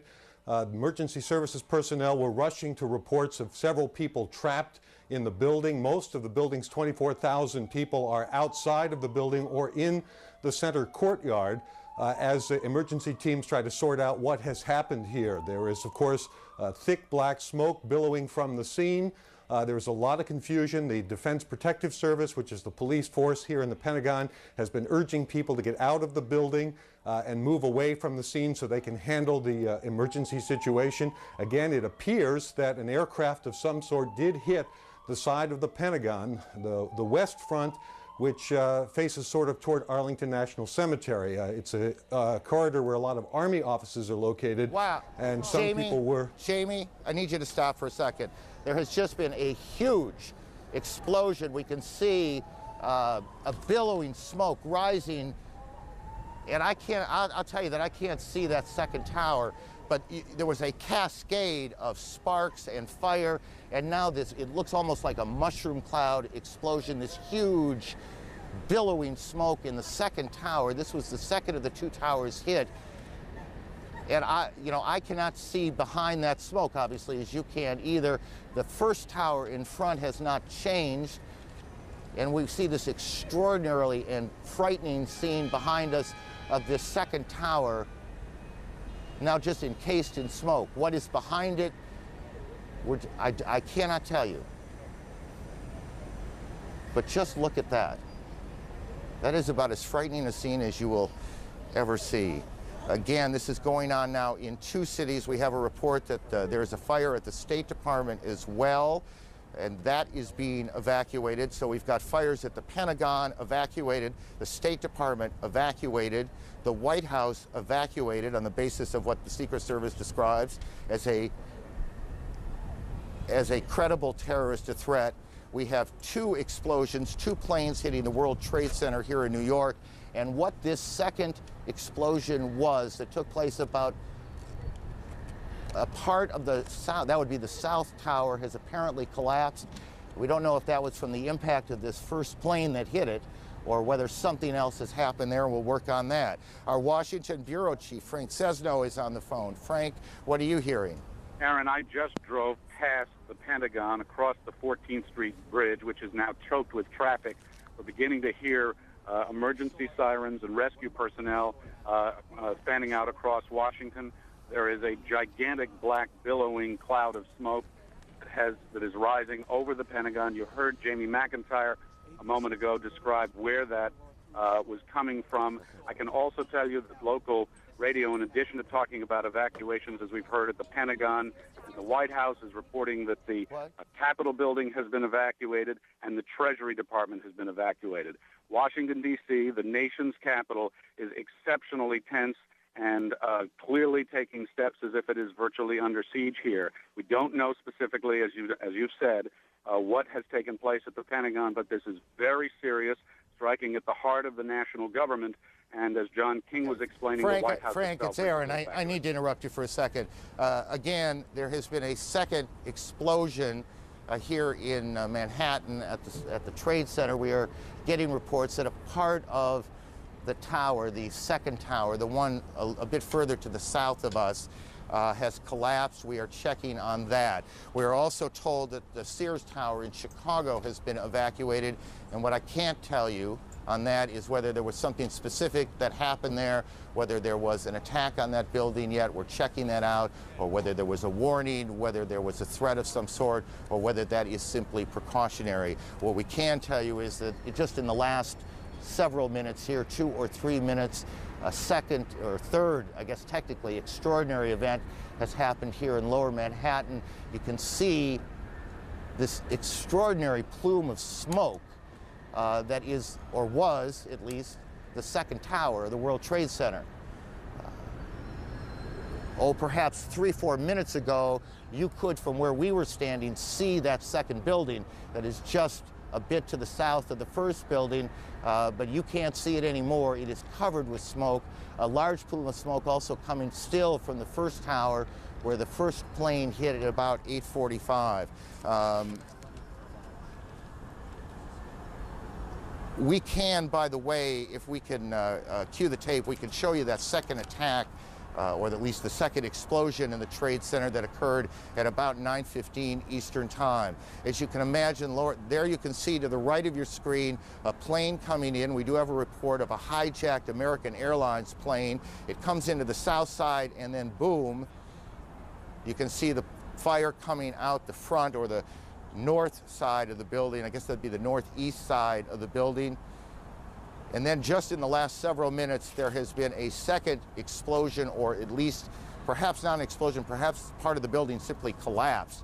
And that's what we saw, and that's what we're looking at as smoke now just covers Lower Manhattan, almost as far to the end of Manhattan Island as you can get, is where the trade centers are. The Sears Tower in Chicago has been evacuated, and we continue to check on the circumstances there. The Pentagon, the State Department, and the White House have been evacuated in Washington as well. The president has, we can show you now what happened just a few moments ago at the Trade Center. Watch the building to the left, to the back of those two buildings. This is just a few minutes ago. We don't know if something happened, another explosion, or if the building was so weakened it just collapsed. But we have one of our producers on the phone, and I didn't get the name, so why don't we just go ahead? You there? Yeah, this is Rose Arcee calling from New York. Rose, tell me what you know. Just a few minutes ago, we saw there's a portion of the building where the first plane struck that seemed to be buckling inside itself, almost as if the top of the building was going to fall. Shortly after that, 2 people, it's hard to tell whether they were being pushed or they physically approached themselves the sort of river side of the building, it would be the west side of the building, and appeared to jump from the top floors, just under where you're seeing the smoke and fire. That is extraordinary. The South Tower, the World Trade Center, has collapsed. Again, tell me, how long ago was it that you saw this? This must have been about 5 minutes ago, and prior to that, you could see heads popping out of windows right beneath where that big gaping hole is. So there appeared to be people alive right below where the crash point was that were trying to find some way out of there. And just as the thing started to buckle, you saw them plummeting from that top floor. Right, and perhaps this is stating the obvious. We apologize for that, but obviously people were already at work here at the Trade Center when this happened. We don't know how many people have been hurt in all of this. We have no idea at this point. As you look at an aerial shot coming from the, I guess that would be coming from the south of the Trade Center, or what is at least the Trade Center behind those huge plumes of smoke. All airports across the country, every airport in the United States has been shut down as the FAA and the government tries to figure out exactly what has happened, what is at risk, what is not, who is behind it. Are there more explosions, more attacks yet to come? Here in New York, trading on the New York Stock Exchange has been suspended, at least for now. All bridges and tunnels coming into the city have been shut down as police try and clear the way. We can tell you, as we were coming in perhaps an hour ago, there was a convoy, I can't think of a better word, a convoy of fire and police trucks racing down the West Side Highway, and this is in the middle of rush hour. Obviously, every available fire unit here in Manhattan has been brought to the Trade Center. Outside the White House, John King, our senior White House correspondent. John. Hello, Aaron. They have pushed us even further back away from the White House now, and there are more than a half dozen fire trucks. Some of the Secret Service now patrolling the perimeter at Lafayette Park, which is directly across from the White House, have automatic rifles drawn to keep people away from the park, and they're policing back and forth. You can probably hear additional fire apparatus arriving on the scene. Senior White House staffers who were evacuated, all they can tell us is that they were told that there was a credible threat on the White House as well, and that they were told to evacuate the premises. What we do not know is whether or not the Vice President and the National Security Team have stayed inside the White House Situation Room. We know that they were directing and monitoring operations from there as of just about 20 minutes ago. But the White House staff, the Executive Office Building staff, and all the office buildings around, including the Treasury Department and some government and some non-government office buildings, people have been evacuated out into the street. And again, the Secret Service now putting up yellow police line tape, and some of them patrolling Lafayette Park with automatic rifles, which is a scene quite extraordinary here across from the White House. John, tell us as best you can what the government's national security apparatus will do right now. I mean, what do you guess is happening, and where is it happening? Well, I don't want to guess at all, but from the White House Situation Room, a president or a vice president can direct a war, can direct a full-scale world war. The White House Situation Room is where all information, it is accessible to all information from the United States military, from the Federal Emergency Management Agency, from the Federal Aviation Administration in this case. The White House Situation Room is prepared just for situations like this, unfortunately, to be prepared in a time of crisis for the president to monitor incoming information and to direct any U.S. military or non-military emergency response. The White House Situation Room is a bomb shelter, for that matter. That part of the White House is a bomb shelter. Whether or not they have stayed in there is unclear. We know in the past that would be the routine. We just do not have a direct answer as yet, because most of the staff, if not all of the staff, has been evacuated from the premises. So I gather you're just you're not able to get any calls into the building right now, or at least not getting them answered at this point. Calls you get into the building are not answered at this point. And more fire apparatus showing up now as we speak. We saw most of the senior staff come out. We have not seen the national security staff that we would recognize anyway, but I should note there are other gates from the White House. We are on the north side, and this is John, you're being drowned out by the sirens. Alan Dodds-Frank of our bureau here in New York joins us on the phone. Alan, where are you? Hi, Aaron. Our colleague Jennifer Westhoven also just arrived. She was closer to the building. I'm just south of Canal Street, about 10 blocks north of World Trade Center. And just before 10 o'clock, parts of the building began peeling away. People started screaming. Jennifer tells me, because she was a little closer to the building, that the police began yelling, "Run, run." And thousands of people started running away from the buildings as they were falling. That was, of course, followed by a onrush of ambulances and special police vehicles. Some people have told us, although I can't confirm this, that dozens of stories of the building have fallen away, maybe down as low as the 30th floor. Let's get him, Mike. And again, just because we lost a little bit at the beginning, where are you physically now? This is I'm just south of the Holland Tunnel in downtown Manhattan, perhaps 10 to 15 blocks north of the World Trade Center. Got it. And the pictures that our viewers are looking at, this was that collapse of the South Tower. Correct. Just a few minutes ago here in New York. Yes, and moments after that, people began running toward us. Jennifer Westhoven, who normally is at the stock exchange, was only about 5 away, and she saw the same thing. Alan, thank you. Let me go to one of New York's deputy mayors, Randy, former deputy mayor. What are you hearing, Randy? I only know what I have seen on television. I've tried to talk to some friends. Here we go. Hand me the microphone. There we go. I only know what I have heard on television. I've tried to speak to some friends. Obviously, phone lines, communication is difficult. Nothing prepares you in life for a senseless tragedy like this one, but there is no city better prepared to deal with such emergency situations than New York City. Tell me, based on the plan, what is happening 30 blocks away. Sure. Mayor Giuliani established early on an Office of Emergency Management to coordinate all the government agencies involved. So you have coordinated leadership of police, fire, health, all the city agencies responding to that emergency. They've planned for this kind of event. Unfortunately, this is not a unique occurrence in the life of New York City or our country. Tragedies like this It may have not be a unique occurrence, but it is a very rare and extraordinary one. It is extraordinary, right. And therefore,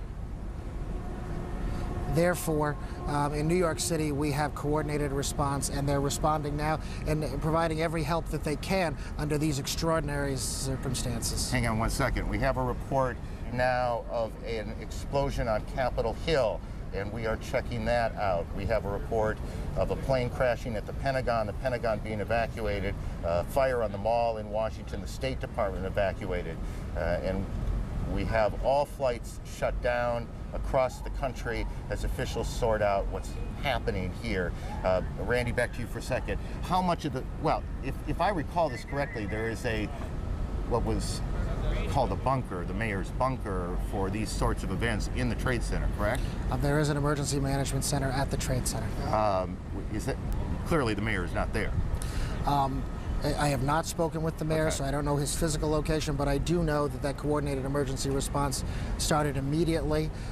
It's something that the city prepares for, and it's something that, under these tragic circumstances, the city is doing everything it can to respond. How much of the plan changed after the World Trade Center bombing in '93?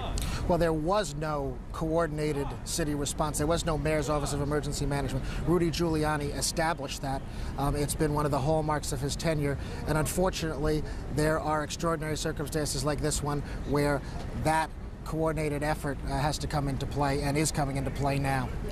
Why don't you, if you can, stay with us for a little bit. Sure. I suspect other questions are going to come up. I want to go through again what we know here at this point, and also point out some things that are not insignificant that we don't know. And one of the things we don't know is we do not now know how many fatalities there have been and how many injuries there are. We can only surmise that this has been catastrophic, a catastrophic event here in New York. Both Trade Center towers hit. One of them appears to have collapsed. How much of it collapsed? These are very large. In any case, we cannot tell you how many injuries, how many fatalities there have been. This is one of those situations that is extraordinarily chaotic. Even in the best of planning, I think it's fair to say that it is chaotic, and officials are trying to do many things at one time. We have on the phone a pilot who witnessed these planes crashing in to the World Trade Center. Sir, can you tell me your name? John, can you hear me? Yes, I can. John, tell me what you saw. This morning we were at Midtown Manhattan in a 31st floor of a building facing south. We saw a 767 flying low down the center of Manhattan Island heading towards downtown Manhattan. At about maybe 20 blocks north of the World Trade Center, we saw the plane veer to the left and fly directly into the north side of the South Tower. So this was the second plane that hit the tower, correct? No, this was the first plane. Got it. John, this was the 767. Got it. John, hang on. Kate Snow's on Capitol Hill. Kate, what can you tell us about the events there? Well, I'm a couple of blocks away from the Capitol right now. I can tell you that about a half hour ago, the Capitol building itself was evacuated. It was a little bit chaotic. Everyone was running out of the building. People ran a couple of blocks away. We have now been pushed back by security. We're within 2 blocks of the Capitol. I did see myself a plane about a half hour ago circling over the Capitol. Now, whether that may have been an Air Force, a U.S. plane, it's unclear. But that seemed to be the reason, according to security guards that I talked with, for the evacuation of the Capitol. They had seen something or heard something suspicious. They've evacuated the Capitol and the surrounding buildings, the office buildings, at least on the House side, which is where I'm standing. There are 3 House office buildings. Those have also been evacuated. We're seeing members of Congress are walking by us here on the sidewalk. I can also, you go ahead. Kate, I'm sorry, and if you've said this, I apologize. and I apologize to viewers too, was there, to your knowledge, an explosion at the Capitol? No, sir, there was not. I can see the Capitol from here. Everything looks to be fine. There was, however, Aaron, a sound about 5 minutes ago that sounded like some sort of explosion. Now, everything's in close proximity here in Washington. It could be that may have been something that happened at the Pentagon. We're not very clear on that. But we did hear a sound. We heard something that sounded like a loud boom about 5 minutes ago. And Kate, you again, how far away from the Capitol building itself? I'm standing on Pennsylvania Avenue, which is a main artery in Washington, D.C., and I'm about 2 blocks away from the Capitol. I did just see a spokesperson, by the way, for the Speaker of the House, Mr. Hastert, Dennis Hastert, who tells me that Mr. Hastert and other leaders have been evacuated into what he called a secure location.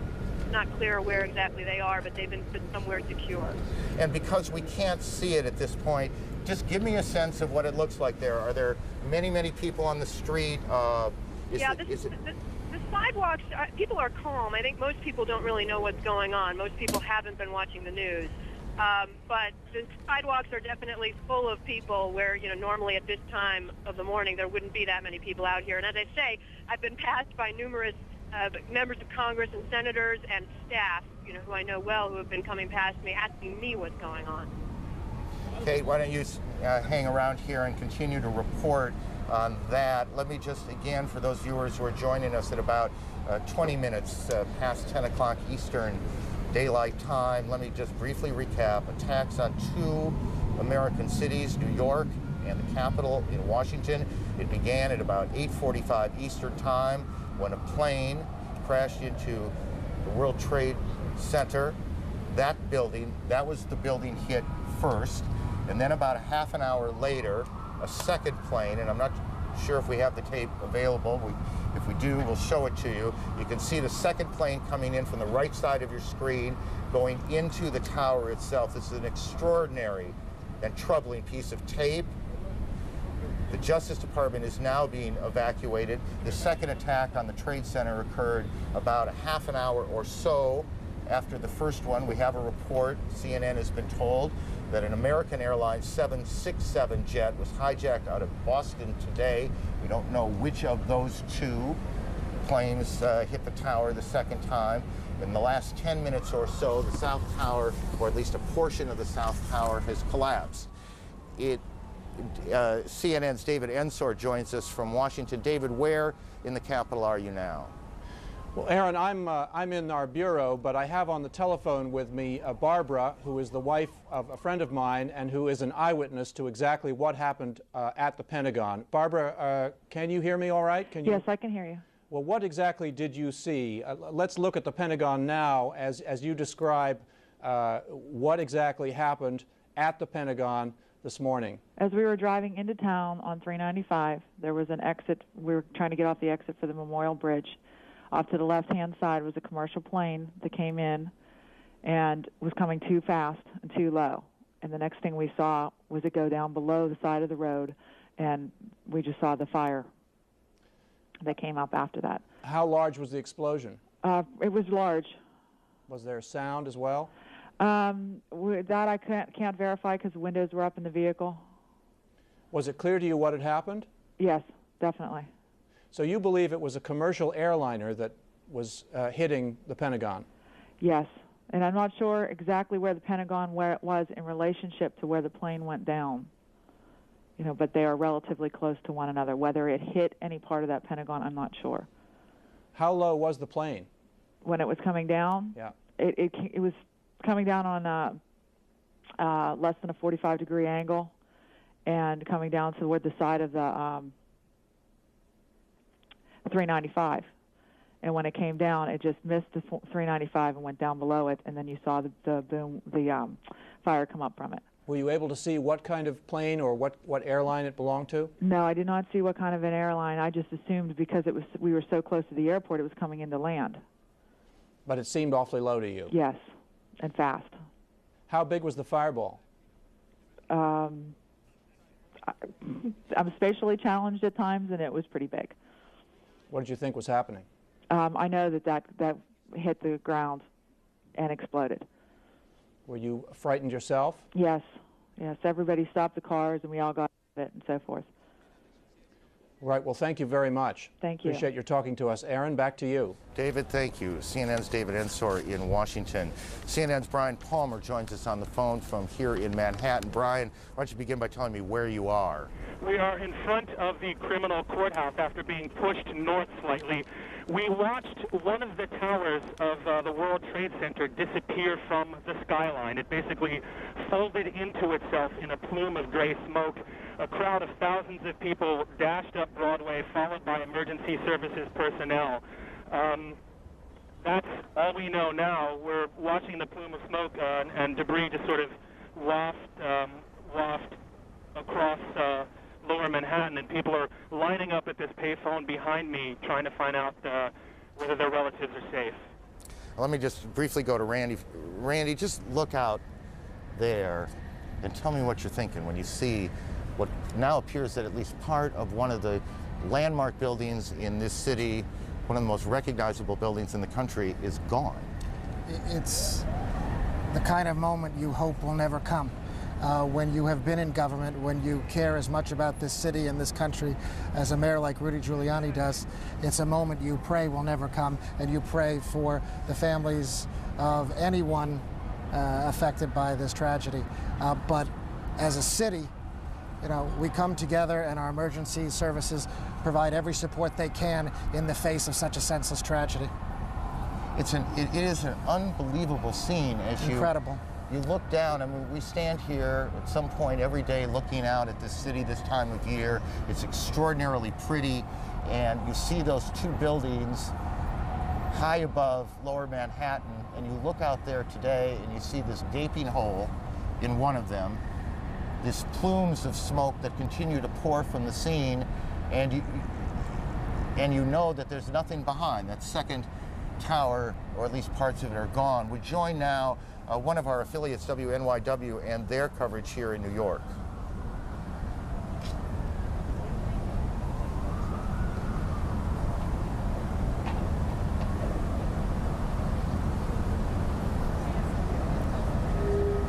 Well, we'll try and make that connection again in two cities now, and there are a lot of pieces of information floating around. We need to try and button up some of this.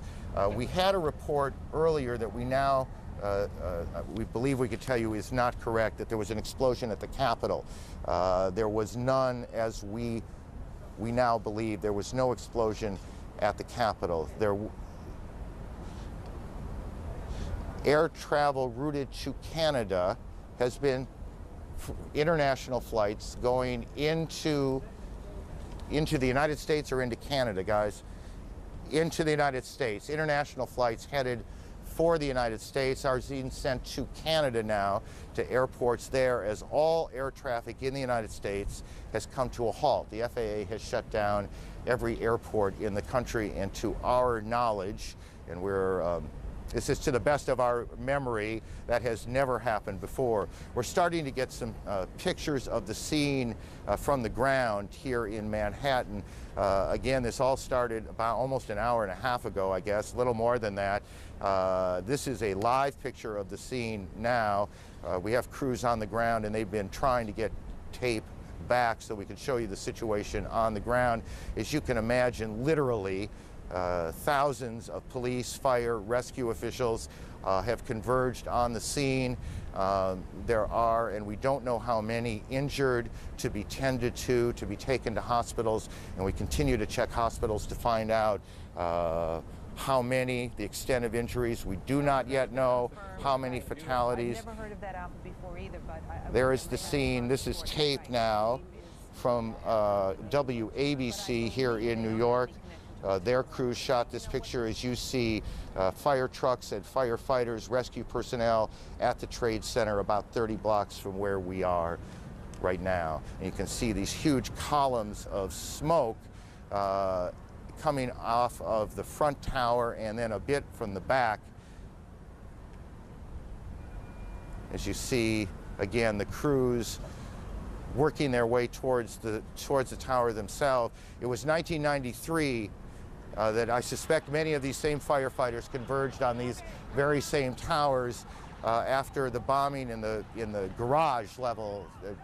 Help me with this, but I'm pretty sure it was in the garage when a Ryder truck came in and blew up in the garage. I'm not sure it was a Ryder truck, but a truck came in and blew up in the garage, and that was in 1993. Center, we heard a big bang, and then we saw smoke coming out, and everybody started running out, and we saw the plane on the other side of the building, and there was smoke everywhere, and people are jumping out the windows. Over there, they're jumping out the windows, I guess because they're trying to save themselves. I don't know. And I don't know, everybody just doesn't know where to go. They won't let, everything is blocked off. You can't even, they're telling us to get out, but there's nowhere to go. And then I heard that another plane hit, and if you go over by there, you can see the people jumping out the window. They're jumping out the window right now. Oh my God. All right, ma'am, thank you. That is one of the witnesses to these extraordinary events this morning here in New York.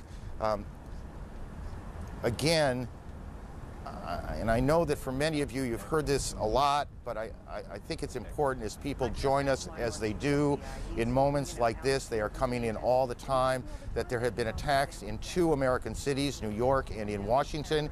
The trade centers here in New York have been hit by airplanes. In Washington, there is a large fire at the Pentagon. The Pentagon has been evacuated. And there's, you can see, perhaps the second tower, the front tower, the top portion of which is collapsing. Good Lord.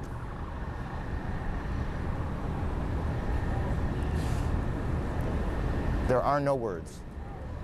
You can see large pieces of the building falling. You can see the smoke rising.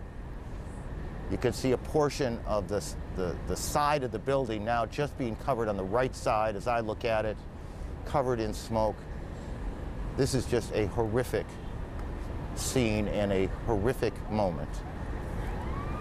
The president, who is in Florida today, is en route back to the White House. He took off a short time ago. The White House itself has been evacuated on the basis of what the Secret Service says was a credible threat on the mansion itself.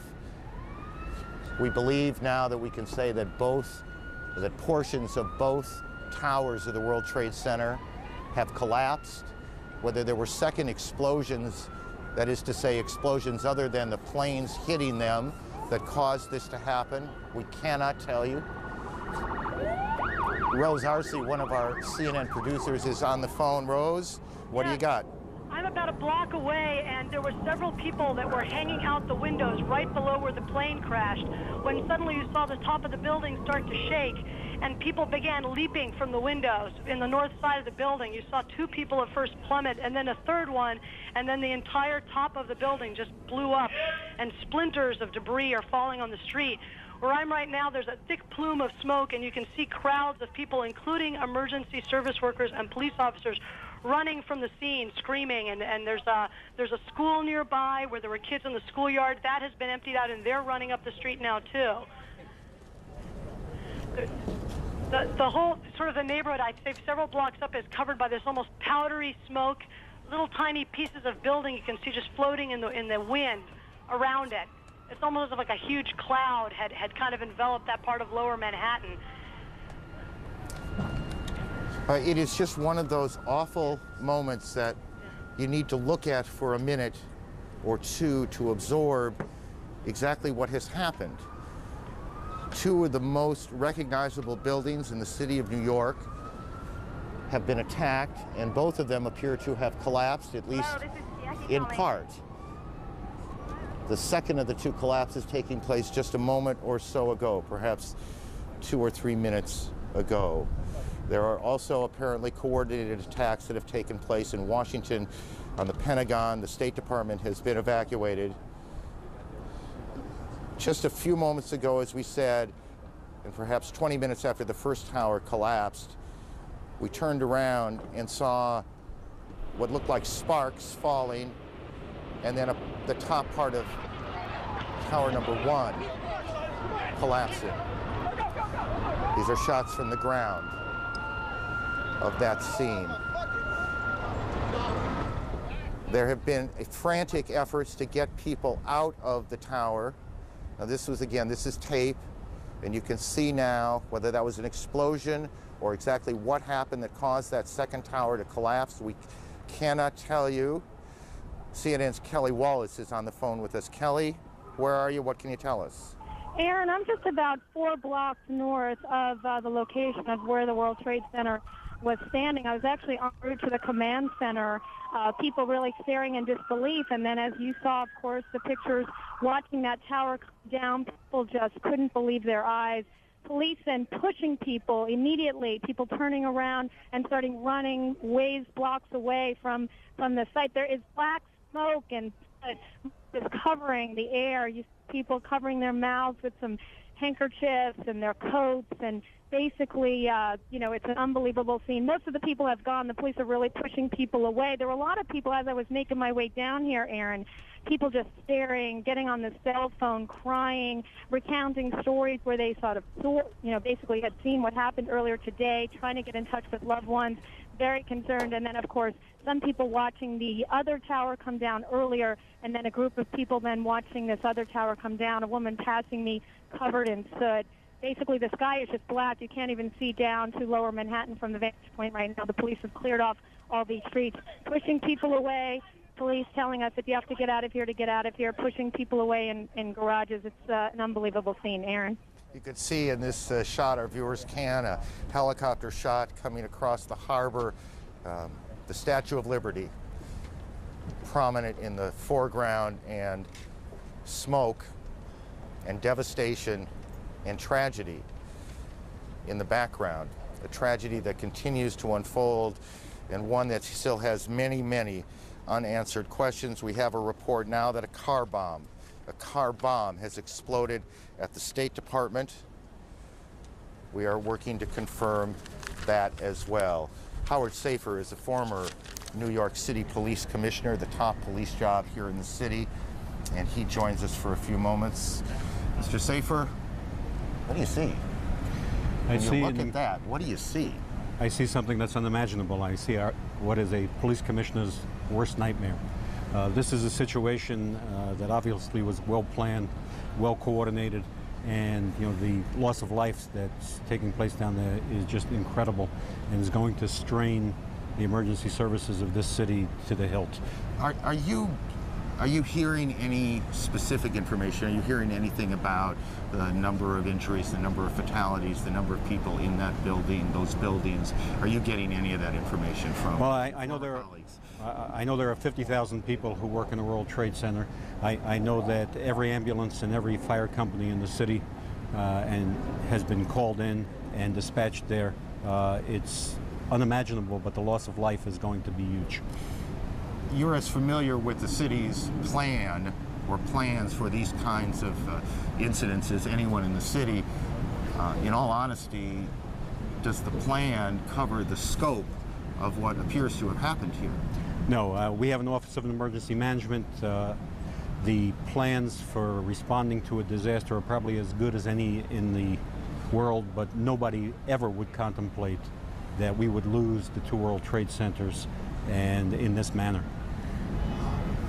Tell me what's happening there, would you guess, in the sense that what are police doing? What's the first thing that has to happen? Triage? The first thing is triage. The first thing is to identify who can be treated, who cannot be treated, to get those ambulances to hospitals. Every hospital's emergency room is open and I'm sure working right now. And this is just a situation, it's like a war zone. And you have to logistically treat it like a war zone. You have to have your front lines, you have to have your support, and you have to have people who are constantly in there doing something. I was also fire commissioner before I was police commissioner, and it's no longer an issue, unfortunately, but a high-rise fire like that is almost impossible to fight. At this point, would you say that every police officer, and there are what, 40,000? There are 41,000 police officers in the city have been called in? Oh, every one of them. I know every firefighter has been called in. And how many firefighters? There are 14,000 firefighters, and I'm sure we'll be getting help with equipment from our adjoining communities as well. I mean, this is a logistical exercise that makes the first attack on the World Trade Center relatively small. Because of its scope. Because of its scope. And its place in the building itself, that it was high up in the building. Does that complicate things? It does. Once you get above the 10th floor in a fire, it's almost impossible to fight a high-rise fire above the 10th floor, except by sending firefighters up there and using hose stands. Then you run into water pressure problems. I was just thinking about this not long after the World Trade Center bombing. The engineer who designed the World Trade Center told me that the World Trade Center was designed to withstand a 707 direct impact. Well, obviously, that wasn't the case. It seems not.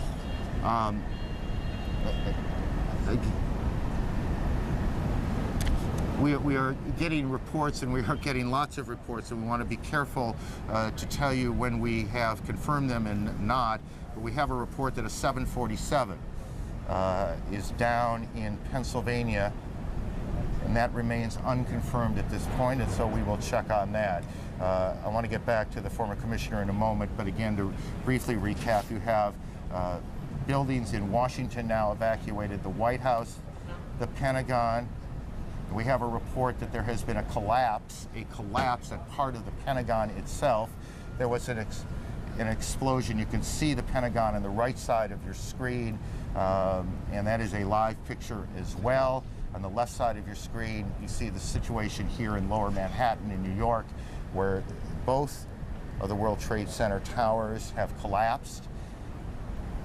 This morning, as people were coming to work, all airports in the country have been shut down. International flights that were heading this way are being diverted to Canada. The White House has been evacuated. The president was in Florida this morning, and he spoke briefly and said, in truth, the kinds of things, and about the only kinds of things you can say in moments like this, that the government will do everything it can to hunt down whoever is responsible. This is obviously an extraordinary crisis for the president, and the first crisis, major crisis like it, that he has had to face, compared to the plane that was the force down in China. That seems small right now compared to what's going on here in New York and in Washington, and the president is headed back on Air Force One from Florida to the White House. The White House itself has been evacuated. We are trying now to figure out where the relevant players in Washington are, where the vice president is, the national security team, where they are meeting. We are working very hard right now to find out what both the FBI, what the CIA, what the Secret Service knows. It is chaotic now in two cities. You have major buildings that have been evacuated. It's very difficult, obviously, to get phone calls through as you look at the Pentagon, and I suspect we are also getting a report as you look at these pictures of the Pentagon, and I, in all honesty, suspect you see them a little more clearly than I do, but part of the building appears to me, as I look at it, to have collapsed. That's the Pentagon, and those pictures are live at 10:40 Eastern Time this morning. We have a report now of a fourth explosion at the Trade Center, and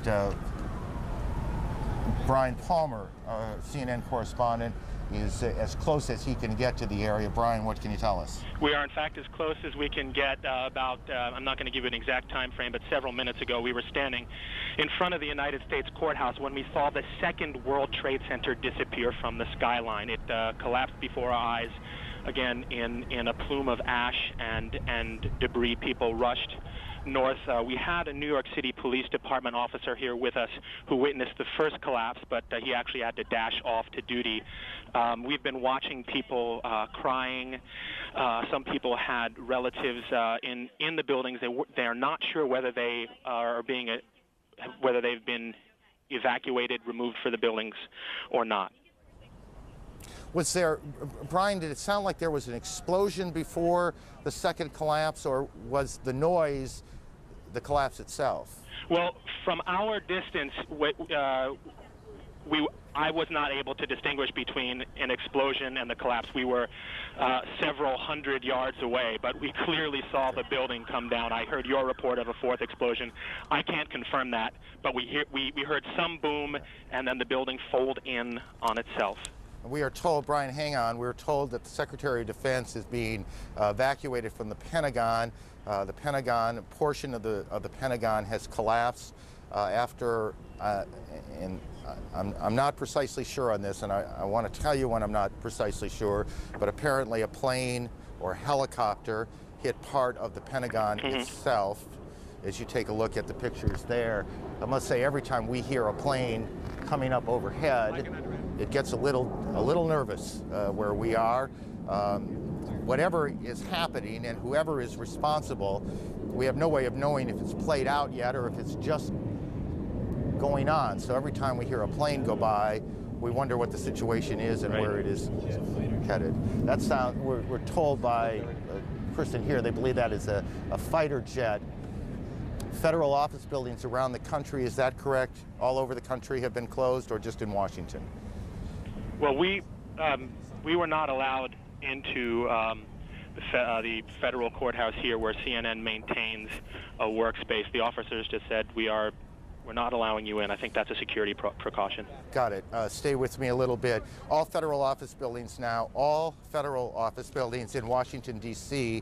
Are being evacuated as we speak to you now. There are a variety of reports, and it's important to try and put this in some kind of order, but the most important things to tell you if you're just joined in is that what has all the makings of an extraordinarily well-planned terrorist attack on both Washington and New York has taken place this morning. The trade centers here in New York, the 2 World Trade Center towers have collapsed after being hit by a plane. Maria Hinojosa joins us on the phone. She is in New York, down near the building. Maria, what can you tell us? Well, I'm actually at St. Vincent's Hospital right now, where at about 40 to 45 minutes after the first explosion, they started seeing patients here. What I'm hearing, and I have not been in the ER yet, is that they have at least 100 patients or more, that several of those people were dealing with issues of smoke inhalation, many of them throwing up, that there were several people who went directly to the operating room who are in very critical condition. Outside the hospital, people are coming in trying to help, to donate blood. Essentially, everybody here at this hospital is in a state of shock. I mean, I walked into the testing area, and the women here who usually just draw blood are also extraordinarily moved and shocked. They're moving in and out of the emergency room to try to help as many people as possible. Now, outside a block, about a block away from here, where you really had a bird's eye view of the 2 twin towers, which are the landmarks of New York City, the people stopped, the entire traffic has stopped. People have poured out of buildings and were watching, in fact, as one of the towers collapsed. And then you're really seeing a lot of people trying to move north, away from any place downtown near the World Trade Center area. People are just walking. The subways are stopped entirely all around the area of the World Trade Center. You can't get below 14th Street, and there just feels to be like a massive exodus of people walking north to get away from the area as far away as they possibly can. Maria, I know Kitty Pilgrim is with you as well. Right, I'm right Kitty, here. tell us what you've been able to report on. I'm actually reporting from Kennedy Airport at the United Terminal, and I was here this morning flying out. When they made an announcement about 20 of 10 that all flights were grounded, people thought it was just a normal course of airport business these days, and so there was not much of a reaction, and then the news started to trickle through. It was not an official announcement made over the intercom. Kitty, let me interrupt for just a second. The Associated Press is reporting that federal officials fear that a second hijacked plane or another hijacked plane is headed towards the Pentagon, and I'm looking for the time on this. We will continue to check that out. Kitty, I apologize for interrupting. Why don't you continue? Did we lose her? Everyone didn't react, but then the news came through. I have never seen Kennedy in this condition. I've been here many times. People are in absolute shock. No one's talking. They were just staring at each other with their arms dropped to their sides. A pin could drop in the United Terminal. There were a couple of hundred people there, and no one was saying anything.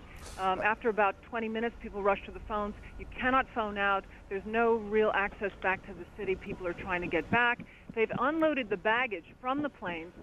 They've asked that everyone pick up their bag and take it out of the terminal and take it home. And they're asking everyone to please leave. People are just finding it difficult to leave. They are not officially evacuating Kennedy Airport at this point, at least at the United Terminal. The attendants have been asked to stay.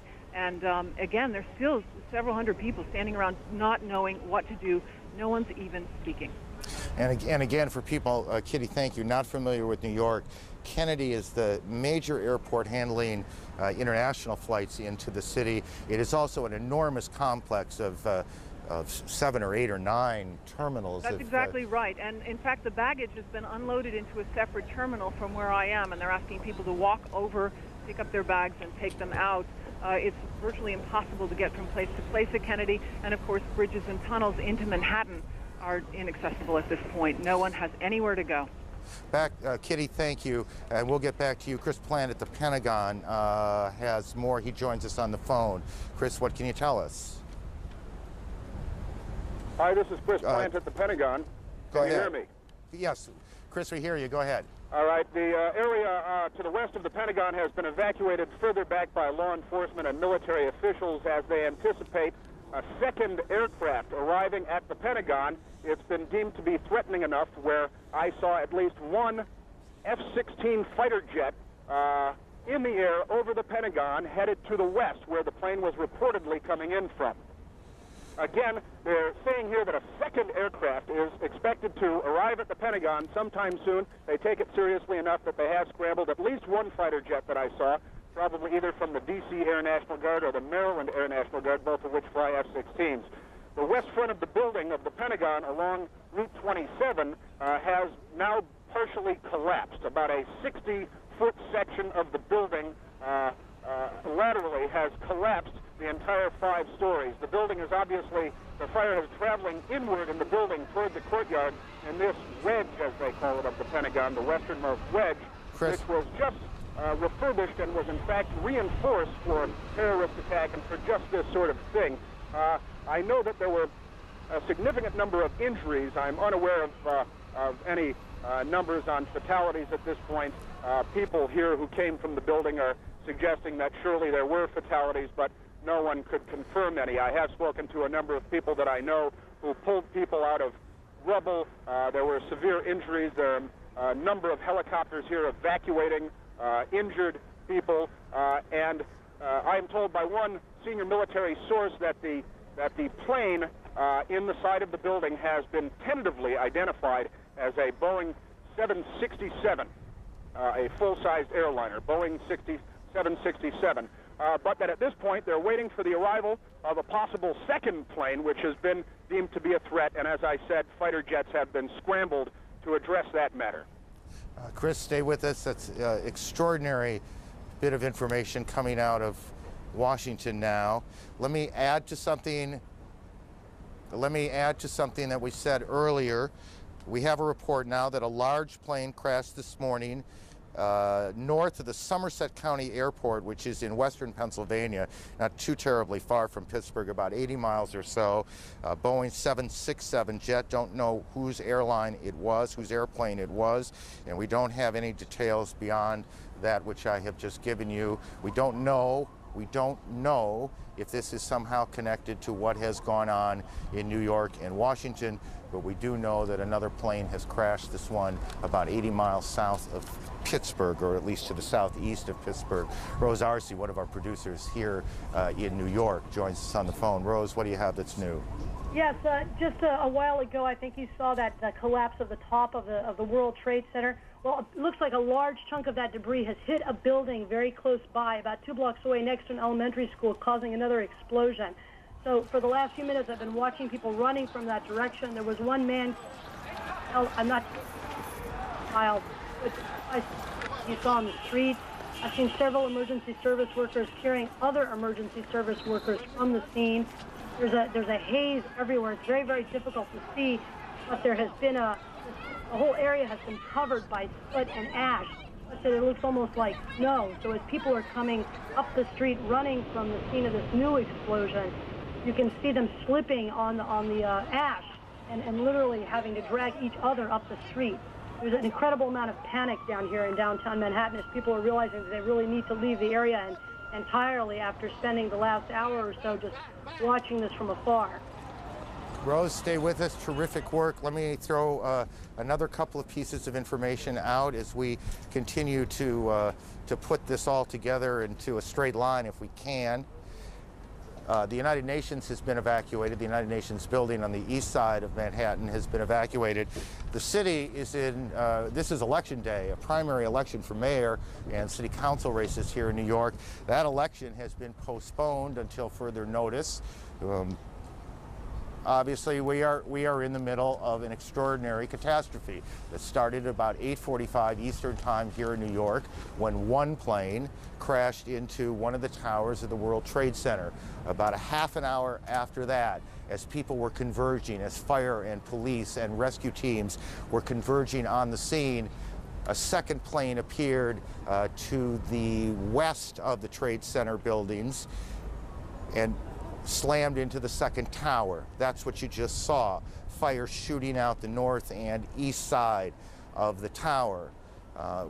Shortly after that, we began to get reports of events taking place in Washington.